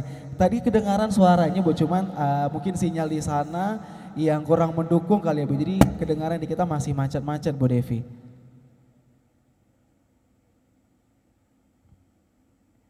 Iya, untuk teman-teman mohon maaf karena ada kendala sinyal. Ya Bu Devi. Halo? Iya, Ya. Bu Devi boleh bergabung lagi? Ya, saya mohon izin. Ya, saya mohon izin nanti tema yang saya bawakan tidak hanya fokus pada soal konten kreator, tapi sesuatu yang lebih besar, karena tadi kan para ahli yang kita muliakan Ibu Mutia juga sudah menyampaikan dengan sangat paripurna. Saya izin menyampaikan bahwa secara umum teknologi ini sebenarnya bisa membawa berkah kalau kita manfaatkan dengan kemampuan literasi digital, tapi sebaliknya bisa membawa bencana kalau kita tidak menguasai skillnya. Izinkan saya menyampaikan materi saya, tapi izin saya tidak menampilkan wajah untuk menghemat sinyal. Terima kasih. Baik, kali ini kita akan berbicara, berdiskusi tentang bagaimana kiat menggunakan teknologi untuk berusaha. Memang semenjak tahun 2020 lalu kita semua mendadak digital, tapi kita perlu paham bahwa tidak semuanya kemudian kehidupan di ruang digital itu bisa membawa berkah, di sisi lain bisa membawa bencana kalau kita tidak memiliki kemampuan, pengetahuan, dan keterampilan untuk bisa memanfaatkannya. Nah, inilah kemudian yang membuat kita perlu sadar bahwa memang negeri kita ini luar biasa sekali dalam hal mengadopsi teknologi. Ini data yang menarik, bagaimana jumlah penduduk 276 juta, tapi jumlah gawai yang beredar 353 juta. Banyakkan gawainya, handphone ya daripada manusianya, yang artinya suka tidak suka kita harus serius kemudian memanfaatkan kehadiran teknologi digital, karena sarana untuk memasarkan, untuk mensyiarkan produk kita itu luar biasa besarnya. Ditambah ini memang terjadi penurunan tahun 2023. 2022 lalu jumlah waktu yang dihabiskan oleh masyarakat kita di ruang digital sekitar 8 jam 40 menitan. Nah, sekarang tahun ini sudah menurun karena memang kita sudah memasuki masa pasca pandemi menjadi 7 jam 42 menit. Artinya apa? Ada sekian ratus juta orang yang kemudian setiap harinya berada di ruang digital selama lebih 7,5 jam. Nah, ini kan menjadi potensi bagi kita untuk mempromosikan produk-produk kita. Ditambah kalau ditanya di mana mereka rata-rata berkumpul, memang sebagian besar perkumpulan itu, percakapan tersebut, pertemuan yang terjadi di WhatsApp misalnya, tapi kemudian disusul di Instagram, Facebook, dan TikTok. Nah, ini yang mudah-mudahan menjadi bahan atau materi pilihan kemanakah sebenarnya kalau kita ingin mempromosikan usaha kita, bisnis kita. Nah, memang pandemi itu bikin deg-degan. Ini kan berbagai dampak dari pandemi yang kemudian ekornya adalah dari mulai PHK dan sebagainya gitu kan. Tapi meskipun memberikan kejutan dan deg-degan tadi, tapi juga pandemi melahirkan banyak sekali kesempatan. Ada bencana, ada berkahnya gitu ya. Nah, memang tadi sebagaimana yang saya sampaikan, gara-gara mendadak digital tadi, ada sebesar 51% masyarakat yang pertama kali akhirnya perdana melakukan belanja online justru di masa pandemi. Nah, memang penambahannya kurang lebih sekitar 16%-an orang yang tadinya nggak tahu apa itu digital dan sebagainya, terus nambah pindah di sana. Nah, ini menjadi satu peluang yang harusnya bisa kita manfaatkan. Nah, dunia online sendiri sebenarnya juga bisa menjadi sumber cuan, sumber pendapatan. Di antaranya apa? Kita bisa menjadi content creator. Kita bisa menjadi apa yang disebut dengan marketing afiliasi. Kita juga bisa buka toko online kita. Artinya kalau kita sudah punya dagangan dan sebagainya, kita bisa gunakan juga untuk memperluas toko kita. Tadinya hanya toko fisik, tapi sekarang juga punya toko virtual. Kemudian kita bisa jualan aset digital, jual jasa, dan juga investasi. Tapi semuanya harus dipelajari terlebih dahulu. Nah, menjadi content creator misalnya, pengen banget sih, siapa sih yang gak pengen terkenal, lalu kemudian dapat uang dan dielu-elukan gitu ya. Tapi kemudian ada yang bilang, aku gak punya kamera, aku juga gak ngerti edit video, dan aku juga gak jago ngomong. Gimana dong supaya bisa menjadi content creator? Nah, ini sebuah fakta nyata yang terjadi di dunia. Ada seorang pria dengan follower terbanyak di TikTok, dengan jamaah pengikut terbanyak, bahkan dia nggak pernah mengucapkan satu kata pun di videonya. Dia itu baru tiba-tiba menjadi content creator di bulan Maret 2020 karena dia di PHK. Siapakah dia? Nah, ini dia, Kabilame, yang punya follower TikTok itu lebih banyak dari penduduk warga negara beneran di beberapa negara Eropa, dia punya followers 116,8 juta. Ngomong juga enggak, keluar suara juga enggak. Kenapa kemudian bisa dia memperoleh perhatian yang luar biasa dari penduduk dunia? Bahkan kita nggak pernah tahu awalnya dia dari mana, negara mana dan sebagainya. Satu, dia itu menawarkan sesuatu yang original, nggak dibuat-buat, apa adanya. Dan dia konsisten. Nah, ini kunci nih teman-teman, kalau ada yang kemudian ingin menjadi sultan dengan mendapatkan cuan di ruang digital, salah satunya adalah dengan menjadi content creator. Nah, berikutnya adalah content creator dapat duitnya dari mana sih? Satu, bisa dari yang namanya YouTube AdSense atau biaya endorse dari brand. Jadi artinya kalau kamu sudah punya penggemar, pengikut yang banyak, maka akan banyak nih brand-brand yang nempel, yang numpang promosi sama kamu. Lalu juga product placement, misalnya ketika kamu lagi bikin konten, tiba-tiba kamu content creator chef misalnya, maka semua produk yang ada di situ tuh ada ternyata produk sponsor gitu kan. Belum lagi orang-orang yang kemudian langganan konten kamu. Plus kamu juga bisa jual merchandise. Kalau kamu udah menjadi somebody yang punya something yang mempesona, maka kamu juga bisa menjual merchandise. Nah, tipsnya apa? Ini dari teman-teman Fox Studio ya. Saya ambil materinya dari mereka, keren banget soalnya. Tips memulai jadi content creator. Satu, unik. Jadi bukan masalah kamu harus wah, mewah gitu ya. Tapi kamu justru harus cari ide yang orang lain belum pernah lakuin. Jadi kudu beda gitu ya, kudu baru. Nah, sama yang kedua yang paling penting, istiqomah, yaitu konsisten.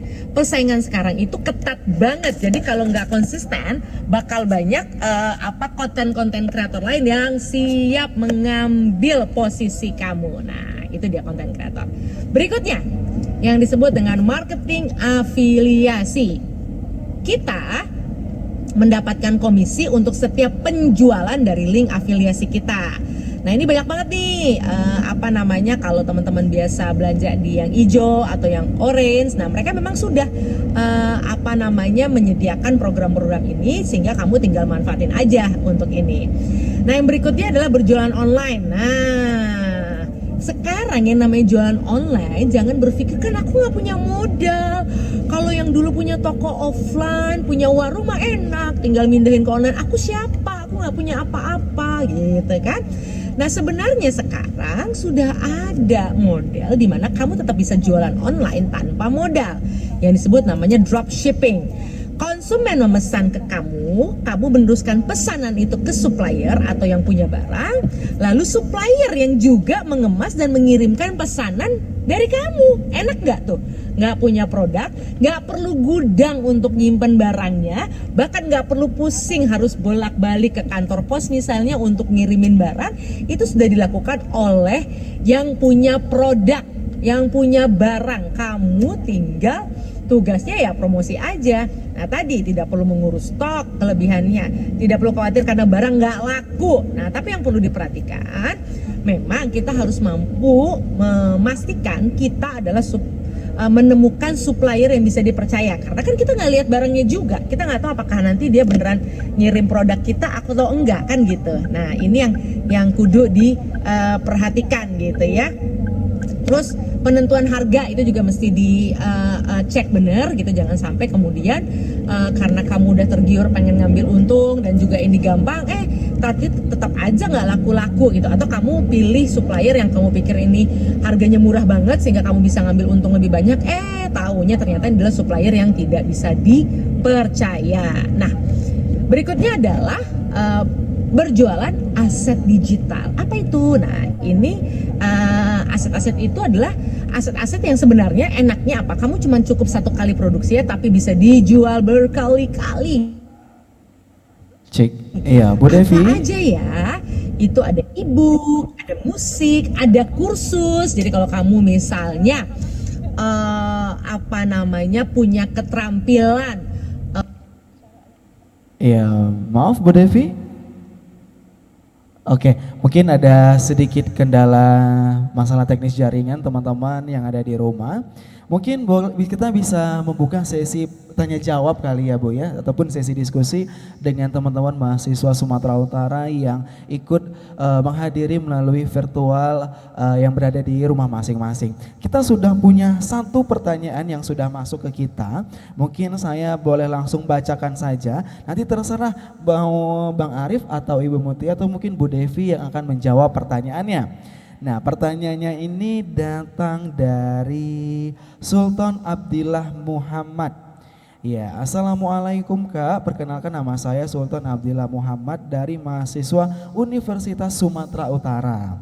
Kak, saya melihat di kota Medan ini banyak anak-anak muda Medan melakukan vandalisme di ruang publik.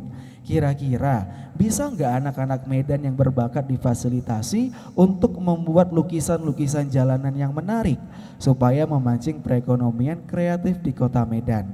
Karena selama ini Medan terkenal pelajarnya memanfaatkan kreativitasnya ke hal-hal negatif. Terima kasih Kak. Iya ini Bang Sultan ya. Bang Sultan Abdillah Muhammad. Halo Bang Sultan, boleh dong sapa ke kita?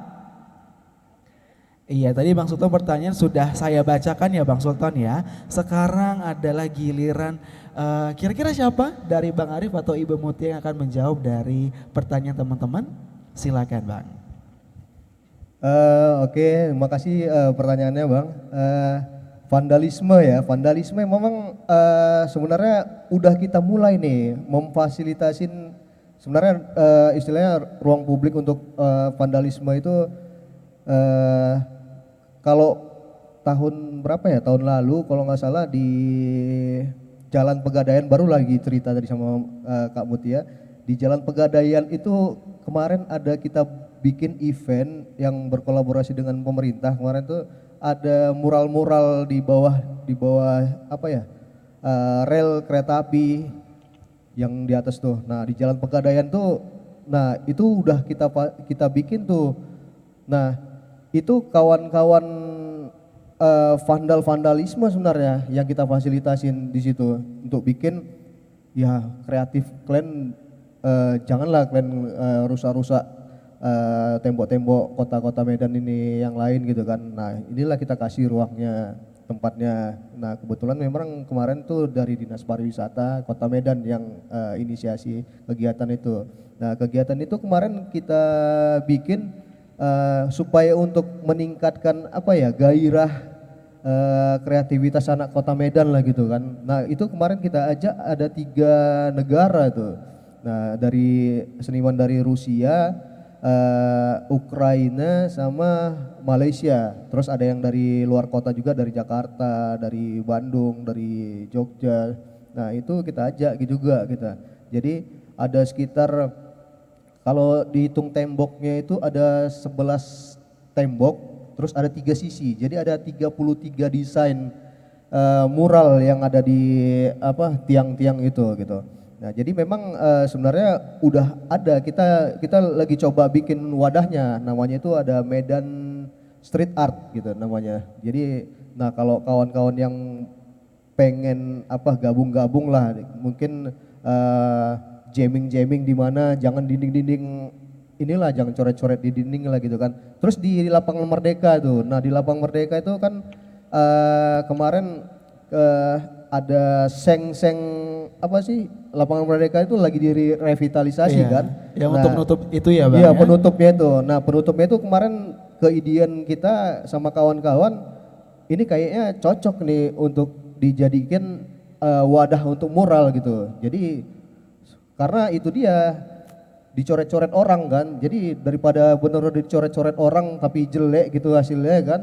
Nah mending kita coba buat pergerakan di situ. Nah alhamdulillah kemarin tuh terjadi juga itu, kalau bisa dilihat sekarang udah rapih lah jadinya, cantik gitu kan dengan mural-mural kota Medan. Jadi sebenarnya memang kegiatan mural ini juga lagi konsennya kami lah sebagai kawan-kawan seniman mural untuk bisa mempercantik kota Medan gitu dengan mural-mural yang dibikin gitu kan. Jadi biar nggak ngevandal lagi kawan-kawan itu.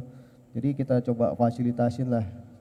Jadi udah ada sebenarnya Bang, udah ada tempat-tempat spot-spot yang kalau memang orang abang juga pengen gitu kan untuk ngemural di mana, ya kita bisa bareng-bareng juga untuk jamming di mana dengan biasanya nih orang-orang vandal ini dikejar-kejar Satpol PP kan. Nah kemarin tuh jadi kegiatannya positif, jadi ngerasa mereka itu malah ngemural tapi dijagain sama Satpol PP gitu. Nah jadi udah mulai di Kota Medan udah mulailah terbentuk wadah-wadah kreativitas anak Medan gitu sebenarnya. Oke, nah tadi Bang Sultan sudah dijawab oleh Bang Arif, sebenarnya sudah ada wadah yang sudah disiapkan untuk teman-teman yang domisili di Kota Medan untuk ikut berpartisipasi memberikan dampak positif untuk Kota Medan. Nah mungkin informasinya saja nih Bang Arif yang belum tersampaikan ke teman-teman mahasiswa semuanya. Mungkin nanti Bang Sultan boleh tanya-tanya lagi lebih jauh tentang Medan Art Street ya Bang ya. Medan Street Art mungkin bisa lihat di sosial media Instagram lah mungkin. Oke. Bisa lihat di situ. Di sana sudah diupload informasi yang cukup banyak di sana ya Bang ya. Oke, begitu kurang lebih Bang Sultan. Nah kalau tadi kita sudah mendengarkan jawaban dari Bang Arif selaku konten kreator. Baik, iya itu tadi jawaban dari Bang Arif. Salah satu konten kreator di Kota Medan. Dan selanjutnya kita sudah punya pertanyaan kedua dari teman kita Sahril Siddiq. Iya, pertanyaannya adalah, jika dikatakan konten kreator adalah salah satu dari industri kreatif, adakah program pembinaan dari pemerintah untuk membina hal tersebut? Bagaimana caranya dan apa efisiensinya sejauh ini? Nah, mungkin ini pertanyaannya ranah pemerintah ya Ibu Mutia ya. Jika dikatakan konten kreator adalah salah satu dari industri kreatif, adakah program pembinaan dari pemerintah untuk membina hal tersebut? Namanya Abang Sahril Siddiq. Mungkin operator boleh bantu kita menampilkan Bang Syahril untuk berada di samping monitor kita. Iya, ini dia Bang Syahril. Poninya cantik ya Bang ya? Apanya? Poninya Bu. Iya, naik-naik keren. Oke, silakan Ibu Mutia boleh menjawab pertanyaan dari teman kita. Konten kreatif rambutnya. Makasih Bang Syahril pertanyaannya, tapi betul sekali ini tadi kita juga diskusi ini, jadi sebetulnya yang kita jangan-jangan bocor ya diskusi kita ya. Kedengaran sampai sana kayaknya ya Bu. Kurang lebih gini, induknya kemana sih konten kreatif ini gitu. Kalau kami dari kayaknya sih mungkin jawaban saya adalah ini menginduknya ke banyak lembaga kementerian gitu ya. Pertama kalau di Komisi 1 kita dorongnya digital, jadi any digital content itu yang kita dorong karena Komisi 1 membawanya komunikasi informasi teknologi ya dan lain-lain, ada pertahanan dan lain-lain gitu. Tapi kita sebetulnya untuk kreatif tidak, tapi kita pahami bahwa digital itu juga bukan salah satu, yang utama isinya adalah konten dan konten itu tentu kalau di digital harus kreatif. Jadi konten kreatif itu adalah salah satu juga yang kita lihat. Nah, tapi pembinaan mungkin ada di Kementerian pariwisata dan ekonomi kreatif di situ dan juga BUMN juga sebenarnya didorong untuk menghidupkan industri kreatif. Kementerian UMKM itu juga harusnya juga masuk ke situ karena tadi kita sampaikan sesungguhnya kita ngobrol nih sesungguhnya lebih sebagian besar konten kreator atau industri ini tuh beradanya di UMKM kecuali mungkin yang sudah besar sekali seperti Gojek, Tokopedia gitu ya. Tapi di luar itu tuh rata-rata masuknya ke UMKM. Nah, hanya saja persepsi mungkin para pejabat pemerintahan saat ini ketika bicara UMKM tuh yang dibayangkan tuh ini UMKM yang ada barangnya. Ini kan nggak ada barangnya ya, nggak terlihat gitu. Nah, itu yang mungkin perlu dibiasakan dari pejabat pemerintahnya juga mengenal itu. Jadi sesungguhnya seluruh kementerian-kementerian itu sudah ada, jadi induknya sudah ada, hanya saja sekarang pada prakteknya, pada pelaksanaannya itu belum seperti jadi anak yang belum terlalu diakui oleh kementerian-kementerian itu. Karena sekali lagi biasanya mereka kan KPI-nya kalau dianggap berhasil tuh ketika bisa membawa produk kerajinan dari Sumatera Utara ke mancanegara gitu. Padahal sesungguhnya nggak cuma si kerajinan aja, tapi konten kita ke mancanegara itu juga suatu keberhasilan. Jadi saya rasa itu masukan yang tepat dan tadi disebutkan seperti itu dan harusnya kalau ada program KUR dan lain-lain juga itu sebetulnya masuk gitu. Dia juga menjadi bagian yang perlu kita beritahu juga teman-teman bank, terutama bank plat merah yang memang saat ini didorong untuk memberikan bantuan usaha gitu. Jadi bantuan usahanya nggak cuma ke bantuan usaha yang fisik tapi juga yang digital gitu. Itu yang kita coba. Di luar itu, di luar pemerintah ada namanya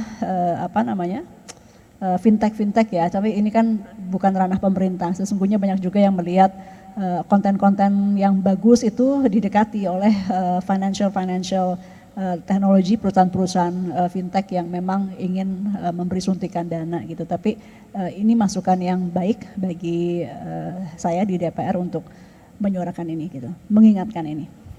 Ya baik, terima kasih atas penjelasan yang sudah diberikan dari Ibu Mutia. Kurang lebih seperti itu Bang Syahril atas pertanyaan yang tadi sudah disampaikan oleh Bang Syahril melalui kita. Dan juga terima kasih untuk Bang Syahril yang sudah menyampaikan pendapatnya, dan ini juga menjadi insight ya Bu ya dari Ibu Mutia tersendiri untuk disampaikan ke ranah pemerintahan. Kalau kita tadi boleh kilas balik dari awal pembicaraan, dan tapi sebelum itu saya mengucapkan mohon maaf untuk teman-teman yang mungkin masih punya beberapa pertanyaan namun belum bisa kita sampaikan di hari ini. Kami mohon maaf karena keterbatasan waktu yang kita miliki sangat terbatas. Mungkin bagi teman-teman boleh meninggalkan pertanyaan di kolom komentar melalui media Zoom yang ada. Nanti akan kita berikan secara langsung. Mungkin boleh ditambahin pertanyaan untuk siapa? Apakah untuk Bang Arif atau untuk Ibu Mutia atau kepada Ibu Devi? Namun sebelum itu akan saya sampaikan terlebih dahulu kesimpulan atas pembicaraan kita ataupun obrolan Boleh kita nggak pada. tambahin sedikit aja? Boleh Bu, silakan. Nanti juga ada closing dari saya, nanti juga Mas Arief mungkin kalau ada tambahan sebelum moderator closing. Saya ingin ingatkan bahwa kita tuh selalu dibilangin bahwa kita masuk bonus demografi ini, Indonesia akan masuk bonus demografi, Indonesia akan mencapai Indonesia emas. Karena nanti penduduk usia produktifnya jauh lebih banyak gitu. Tapi yang kita perlu ingatkan adalah bonus demografi itu tidak melulu berujung hal yang bagus gitu. Jadi itu harus diupayakan untuk menjadi Indonesia emas. Jadi jangan merasa bahwa ketika anak mudanya jauh lebih banyak, Indonesia pasti lebih baik. Tidak. Karena ketika anak mudanya tidak produktif, kemudian tidak siap, kemudian tidak melalui pendidikan yang baik, waktu kecilnya stunting dan lain-lain, justru usia muda dan yang harusnya produktif itu bisa menjadi beban untuk negara. Bayangkan anak-anak muda tenaganya kuat dan lain-lain tapi destruktif gitu. Kan mereka daya destruktifnya juga tinggi gitu. Karena kalau tidak dapat bimbingan yang baik. Nah, itu yang kita ingin ingatkan kepada anak-anak muda. Kita baru bisa jadi Indonesia emas ketika yang generasi mudanya bergerak untuk melakukan hal-hal yang baik. Dan ini memang bukan PR teman-teman anak muda aja, tapi bagaimana kemudian wadah-wadah dilahirkan gitu ya, wadah-wadah diciptakan oleh pemerintah, baik itu kota, provinsi, sampai pemerintah pusat, untuk kemudian mempersiapkan generasi muda yang nanti katanya 70% ini adalah usia produktif, mau diarahkan seperti apa. Kalau tanpa arah juga justru ini bisa menjadi beban. Nah, tapi nggak bisa pemerintahnya aja yang menyadari itu, teman-teman anak muda juga perlu menyadari itu bahwa kita harus sama-sama lah embracing atau menghadapi Indonesia emas 2045 nanti. Itu mungkin dari saya. Baik, luar biasa sekali. Boleh berikan tepuk tangan teman-teman semuanya. Kalau tadi itu adalah closing statement dari Ibu Mutia, mungkin boleh Bang Arif memberikan closing statement sebelum kita menutup acara kita pada hari ini. Silakan Bang Arif. Mungkin closing statementnya anak-anak muda sekarang udah lebih dipermudah lah dengan adanya platform-platform digital yang gratis yang bisa dimanfaatin untuk bikin konten. Apalagi sekarang udah zamannya AI lagi nih, udah mempermudah.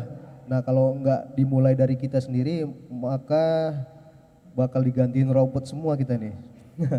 Jadi kalau kalian punya konten, punya ide atau punya gagasan untuk bisa dijadiin konten, itu harus konsisten lah, harus konsisten. Terus kalau bisa jangan malu-malu juga untuk di sosial media itu, nggak perlu yang betul-betul bagus juga ya untuk kalian bikin kontennya gitu kan. Nah yang apa adanya tapi konsisten, nah nanti dapat prosesnya tuh yang bisa bagus, mana yang bisa bakal viral, FYP lah itu katanya. Tapi kalau kalian nggak ngupload punya karya tapi nggak diupload itu juga sama aja kan. Jadi kalau bisa upload karya kalian dimulai dari sekarang, nah nanti bakal kalian rasakan impactnya mungkin 10 atau berapa tahun yang akan datang. Nah, paling itu aja. Baik, terima kasih. Boleh berikan tepuk tangan untuk Bang Arif. Ya, ini seorang founder dari Digidoy Comics Medan. Dan terakhir nih ada Ibu Devi. Ibu Devi masih bergabung bersama kita. Oke, Bu Devi, sebelum kita menutup acara kita pada hari ini, mungkin boleh dong Bu Devi menyampaikan closing statementnya untuk teman-teman yang sudah turut hadir pada hari ini. Silakan Bu Devi. Ya, sebenarnya apa yang disampaikan oleh Mbak Mutia, Bang Arif itu sudah sangat sempurna dan paripurna, yang artinya bahwa di era yang prosumer ini, produsen dan konsumer, kita sebaiknya komposisinya sebagai konsumer jangan banyak-banyak, lebih bagus menjadi produser. Sehingga kemudian bukan hanya bermanfaat untuk kesejahteraan pribadi, tapi insya Allah juga mudah-mudahan untuk kesejahteraan umat, masyarakat, dan bangsa. Burung dara, burung cendrawasih. Cari dulu di Papua. Cukup sekian, terima kasih. Semoga bermanfaat untuk semua. Luar biasa sekali. Boleh sekali lagi berikan tepuk tangan untuk ketiga narasumber kita. Ada Ibu Mutia,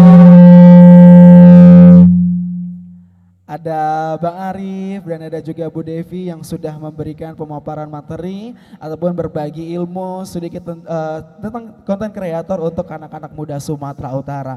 Kalau kita boleh kilas balik dari awal tadi kita acara seperti yang dikatakan oleh Bang Arif, bahwasanya Digidoy ini hadir karena dari sebuah permasalahan yang ada di tengah kota Medan, di mana anak-anak muda zaman sekarang, terkhususnya anak-anak kota Medan, sudah mulai melupakan yang namanya budaya, bahasa daerah itu tersendiri. Makanya Digidoy ini hadir sebagai alat pemersatu bangsa, sebagai alat pemersatu anak-anak muda untuk mengingatkan kembali bagaimana budaya-budaya yang ada di kota Medan tentunya. Sama seperti yang disampaikan oleh Ibu Mutia tadi, bahwasanya ada 5 jenis subsektor ekonomi kreatif yang saat ini masih menjadi populer di Indonesia. Yang pertama ada kuliner, fashion, kerajinan, startup, dan konten kreator. Namun budaya saat ini masih kurang. Tentunya hal ini menjadi concern tersendiri bagi pemerintah dan terkhususnya peran anak muda bagaimana untuk meningkatkan subsektor budaya agar banyak dikenali oleh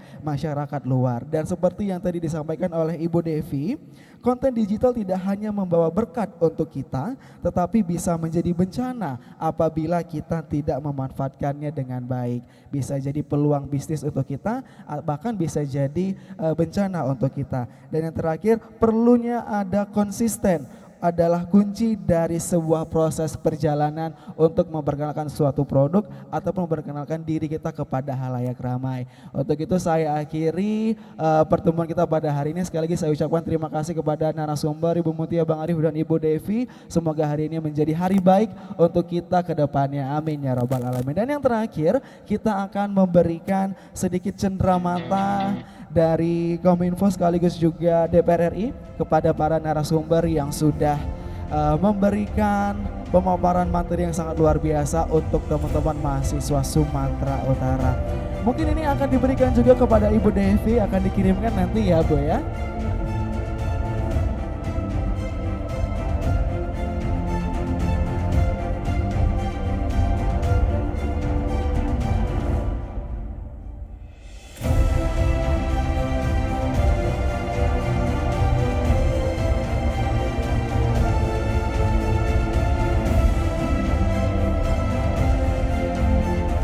Baik, boleh tepuk tangan sekali lagi teman-teman semuanya.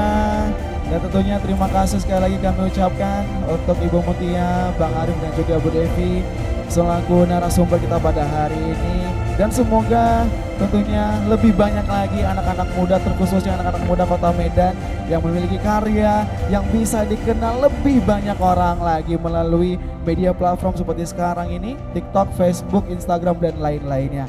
Untuk itu akhir kata saya Farhan Gusti selaku moderator pamit undur diri. Wabillahi taufiq wal hidayah. Wassalamualaikum warahmatullahi wabarakatuh. Dan akan saya alihkan kepada pembawa acara kita untuk membawa rangkaian acara kita berikutnya.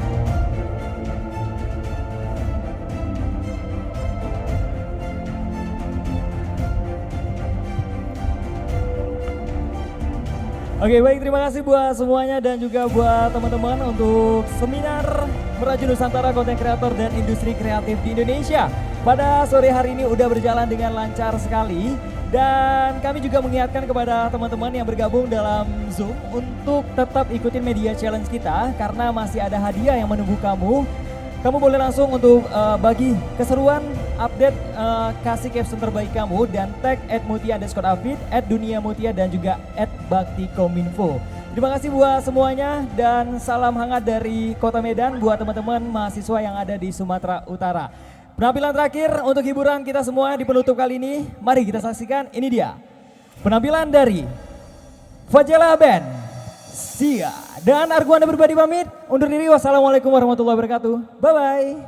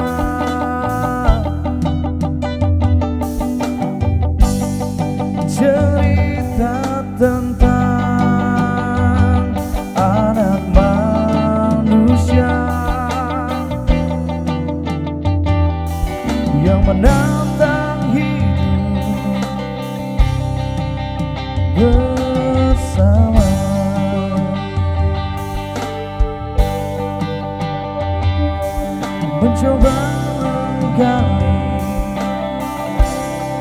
makna cinta,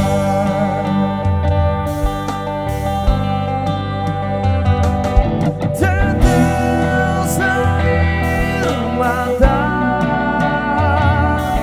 mengalir di sana derai tawa. Selamanya kita takkan berhenti mengejar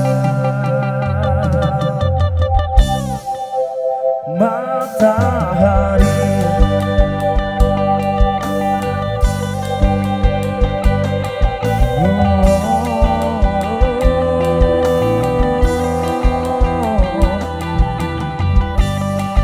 Tajamnya pisau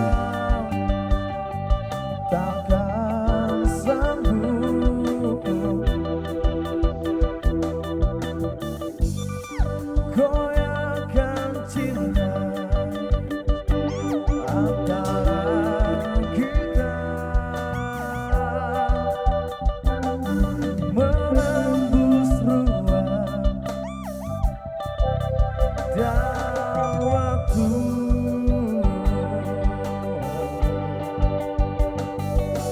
menyatu di dalam jiwaku. Teman-teman di rumah kita nyanyi bareng-bareng ya. Tetes air mata mengalir di sana derai tawa. Selamanya kita takkan berhenti mengejar matahari. Ready, kamu besar aja. Adit, Mr. Asa, Mr. Ewi. Here we are, Fajalah Band. Thank you buat semuanya. And see you next time. Kita mau undur diri. Sehat selalu, sukses selalu kita semua. Yang di rumah, kita boleh nyanyi bareng-bareng, kita rap terakhir ya. 3, 2, 1. Tetes air mata mengalir di sana derai tawa. Selamanya kita